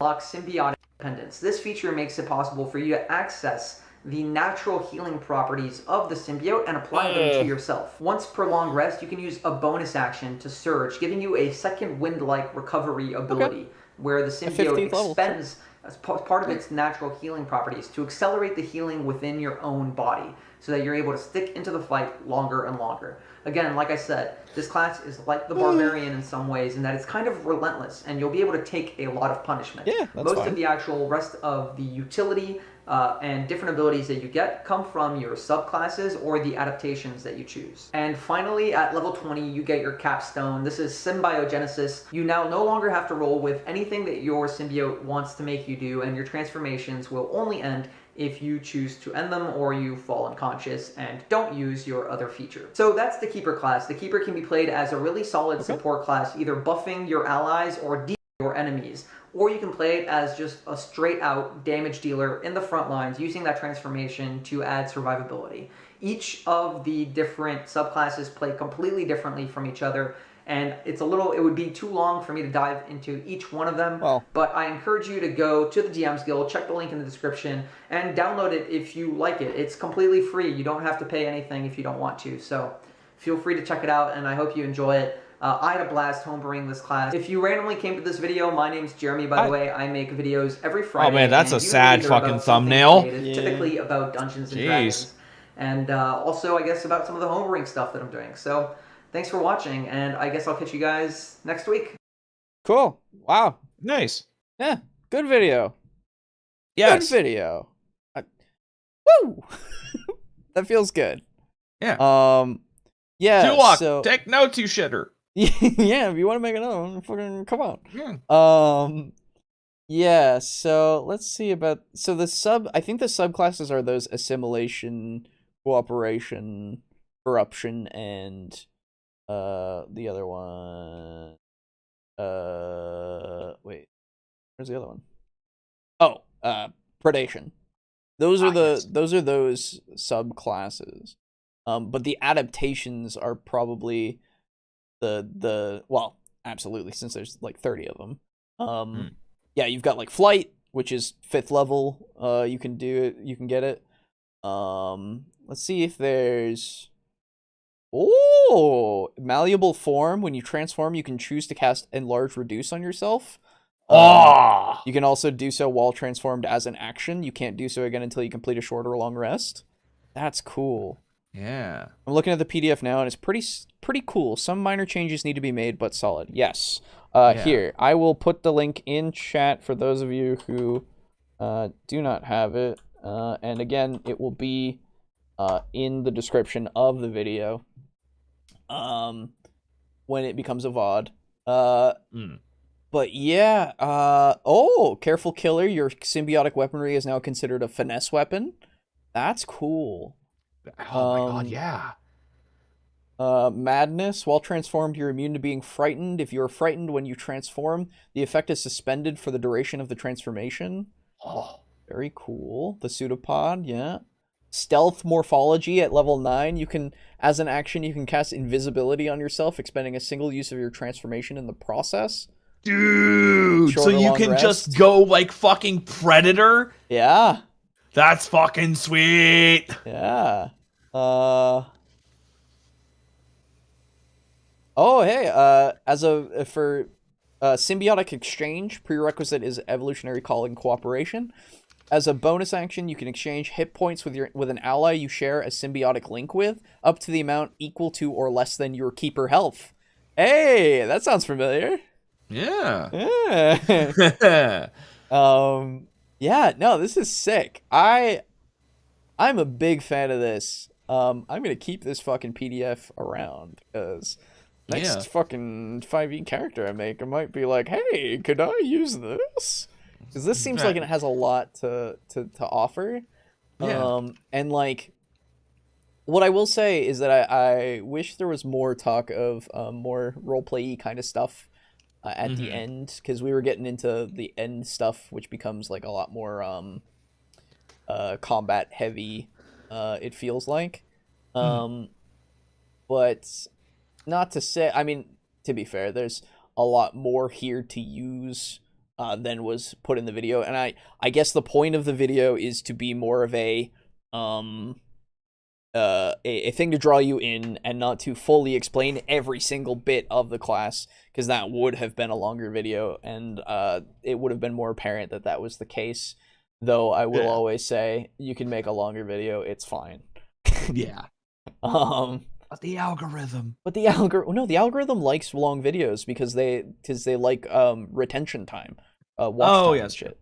So, and with the way the guy made the video, I was fucking there. You know, yeah, I wanted to watch the whole video, and we did. Yeah. So like, I think this guy could make some good stuff just from this first impression. Yeah. So yeah. Time to figure out how to convert to Pathfinder 2. Yeah, you could. That's the thing. So that'll do it for us for today. Good stuff. Thank you to everybody for coming by, hanging out. You as well, Boo. Yeah, thank you. The first time and last time guest, Boo. Yes. Good to have you. Good to see you. We'll never see you again. Yep. And yeah, so other than that, hey, if you made it this far, consider the subscription to the channel. Get us to that 1,000 subs, because even though we have the ability to do channel posts, it would still be cool. So do it, because cool. And leave a comment, of course, and like the video maybe if you really want to. If you dislike the video, we'll never see it. And you'll never see it, but I'll know you did it. Yeah. It's so stupid. It's so dumb. I wish they never did that shit. But other than that, look forward to the VOD. It's coming on Friday at 4 p.m. Eastern Standard Time. And again, as an audio only version on Monday. Around midday, if not later, if I can't get it out by then. Also, for those of you who weren't there for Project Astatine, our Delta Green campaign, we did another session of it, and I have yet to put it up, but I'm hoping to put it up tomorrow. So look forward to that. And then we'll be doing another session of that on Thursday, unless everybody's busy or some people are busy. I don't know. We'll see. But other than that, thank you again to our lovely patrons. Did a bad thing in memes. Well, after I talk about patrons, we'll see your shame. Okay. So, I like speaking of Branko Kraken, fucking shaming us with memes. Kidding. Oh, boy. Kidding, of course. We'll see. Okay. But oh right, there's also comments. Sorry, I gotta read the comments. That's right. We'll get there. But so that is of course for our patrons: Draco Kraken, Mog Zero, Slazer, Steely, Drake Cross, Chris, Frozen Spaghetti, Bill Chrono. Thank you so much for all of your patronage. Again, you heard the spiel before. Yes. If not, then I don't know. Go join the Patreon or something. I don't fucking know. Did a bad. So Santa Gray knows when you dislike. He knows your IP. He knows if you're not subbed. So sub, for goodness sake. There you go. That's the one. Let me go look at this meme real quick, because I like memes. I like memes. Oh God. The Virgin Tulok and the Chad Jeremy. That's right. That's true. We've got for Virgin Tulok, of course. Confusing video. Structure. No difference in dragon types. Vague lore. Too damage focused. Pointless references. The Chad Jeremy, of course. Clear diagrams. Time to video. Small clips for understanding. Role-playing options in class. 30 adaptations. PDF for class available. I mean, it's not wrong. It's not wrong. It's not wrong. It really isn't. It's a good... I like that meme. It's very much on point. I like that meme. That's a good meme. Yeah, it's a good meme. So, let's do comments real quick. They're not going to be that fast, that slow. But I don't know. We'll see. Yeah, it depends. Anyway, 2 weeks ago, because 2 weeks ago, Ronald Sanfran said on 86, Garibay says, buy a house, don't use accents, give green tea, now you're a master dungeon master. That's true. That's true. Mongoose had a comment deleted by YouTube. I don't know what it was, but it was a thing. So I'm sorry, Mongoose, but that was a thing. Yeah. And we talked about it for a second. But last but not least, of course, is Lux. On Garabay's 10 DM bullet points hosting, saying, I'm going to have to write 10 comments about Garibay. I'm gonna be a transhuman after this, but not like a space marine, more like a werewolf driven by bestial rage and madness. And Ulfadar, a wolf berserker, soon to join the wild hunt. I can't say words. It was a link to the study. Okay, gotcha. Yeah. So Garibay has been a great DM since he was 12. That's actually pretty impressive that he could buy a house at that age. Yeah. Very true. True. I didn't even think of the implication. Yeah. But all right. What am I actually going to say here? You shouldn't buy a house just so you can host D&D. I think this is kind of obvious, and I probably don't need to belabor this point. Come to think of it, every campaign I ever ran in person, I was actually at someone else's house. Oh, man. See, the problem with trying to respond to this video is that it's like I've brought a steak knife and I'm trying to cut soup. Nice.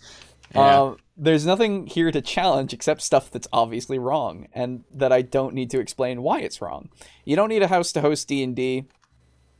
You don't need a house to host D&D. If you understand basic manners, you have all the skills you need for this.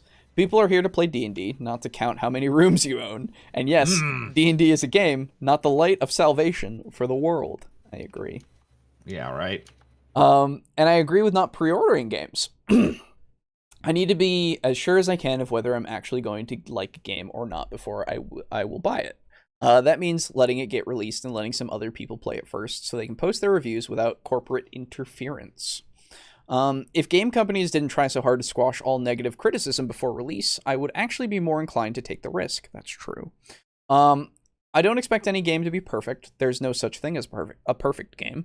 I want to know what flaws a game has so I can decide whether the good points of the game are worth accepting those flaws. If you keep me from seeing criticism, then all I know is that I don't know what the flaws are. Therefore, I definitely will not take the risk of giving you money. My money. I will occasionally contribute to Kickstarter projects, though. If I really like a concept, I'm willing to spend money to help make it exist. To be clear, I could count the number of Kickstarter projects I've actually contributed to on one hand, but my point here is that I'm not fundamentally opposed to them. I see value in helping a game get made when it falls outside the bounds of what larger game companies are generally willing to invest in. Those large companies don't need my help, and they've already burned too much of my trust for me to give money to them blindly. All right, that's a comment. Maybe the next video will give me more to work with. Well, I hope it does. But yeah, I agree with all those sentiments. I literally have only backed for Kickstarter. Ukulele. It was Ukulele and Bloodstained Ritual of the Night. Those are the two things that I've backed for games. I don't think I've backed anything else recently or since. Yeah. But I'm not to say that I wouldn't have. I wish I had been able to back Shovel Knight when it was a thing, because I think that started on Kickstarter, didn't it? The thing that I wish I could have backed is A Hat in Time. Oh yeah, that too. I absolutely would have backed that had I didn't even know that thing existed until it was out. I know. I wish I had too, because it is honestly like a great game. Yeah, it's one of my favorite games. Absolutely, period. That's fair enough.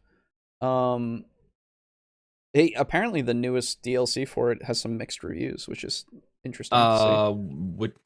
It's because it's basically just like it's a multiplayer mod. Oh, is that it? Oh. Yeah, it's not made by the devs. Oh, okay. Yeah. Never mind then. Everything that they actually produced. Yeah, I have it all. The Seal one and Seal the Deal and Nyakuza Metro. Yeah, Nyakuza Metro or something. Yep. Those two are fucking great. Yes, I agree. God, it's so fun. But anyway, that'll do it for us for tonight. Thank you all for tuning in, watching, and listening. Appreciate you. We'll see you next week. Yeah. Do we have any hints as to what's going on next week, or no idea? I'll try to find something more holiday appropriate. Okay. How to play Santa. Yeah, how to be Santa Man in D&D.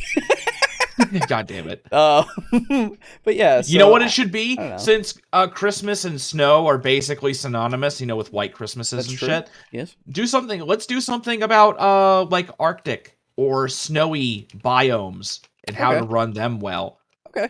I'll see if I can find we can do like environmental in general and such too. Yeah, okay. I'll see if I can find something. Yeah.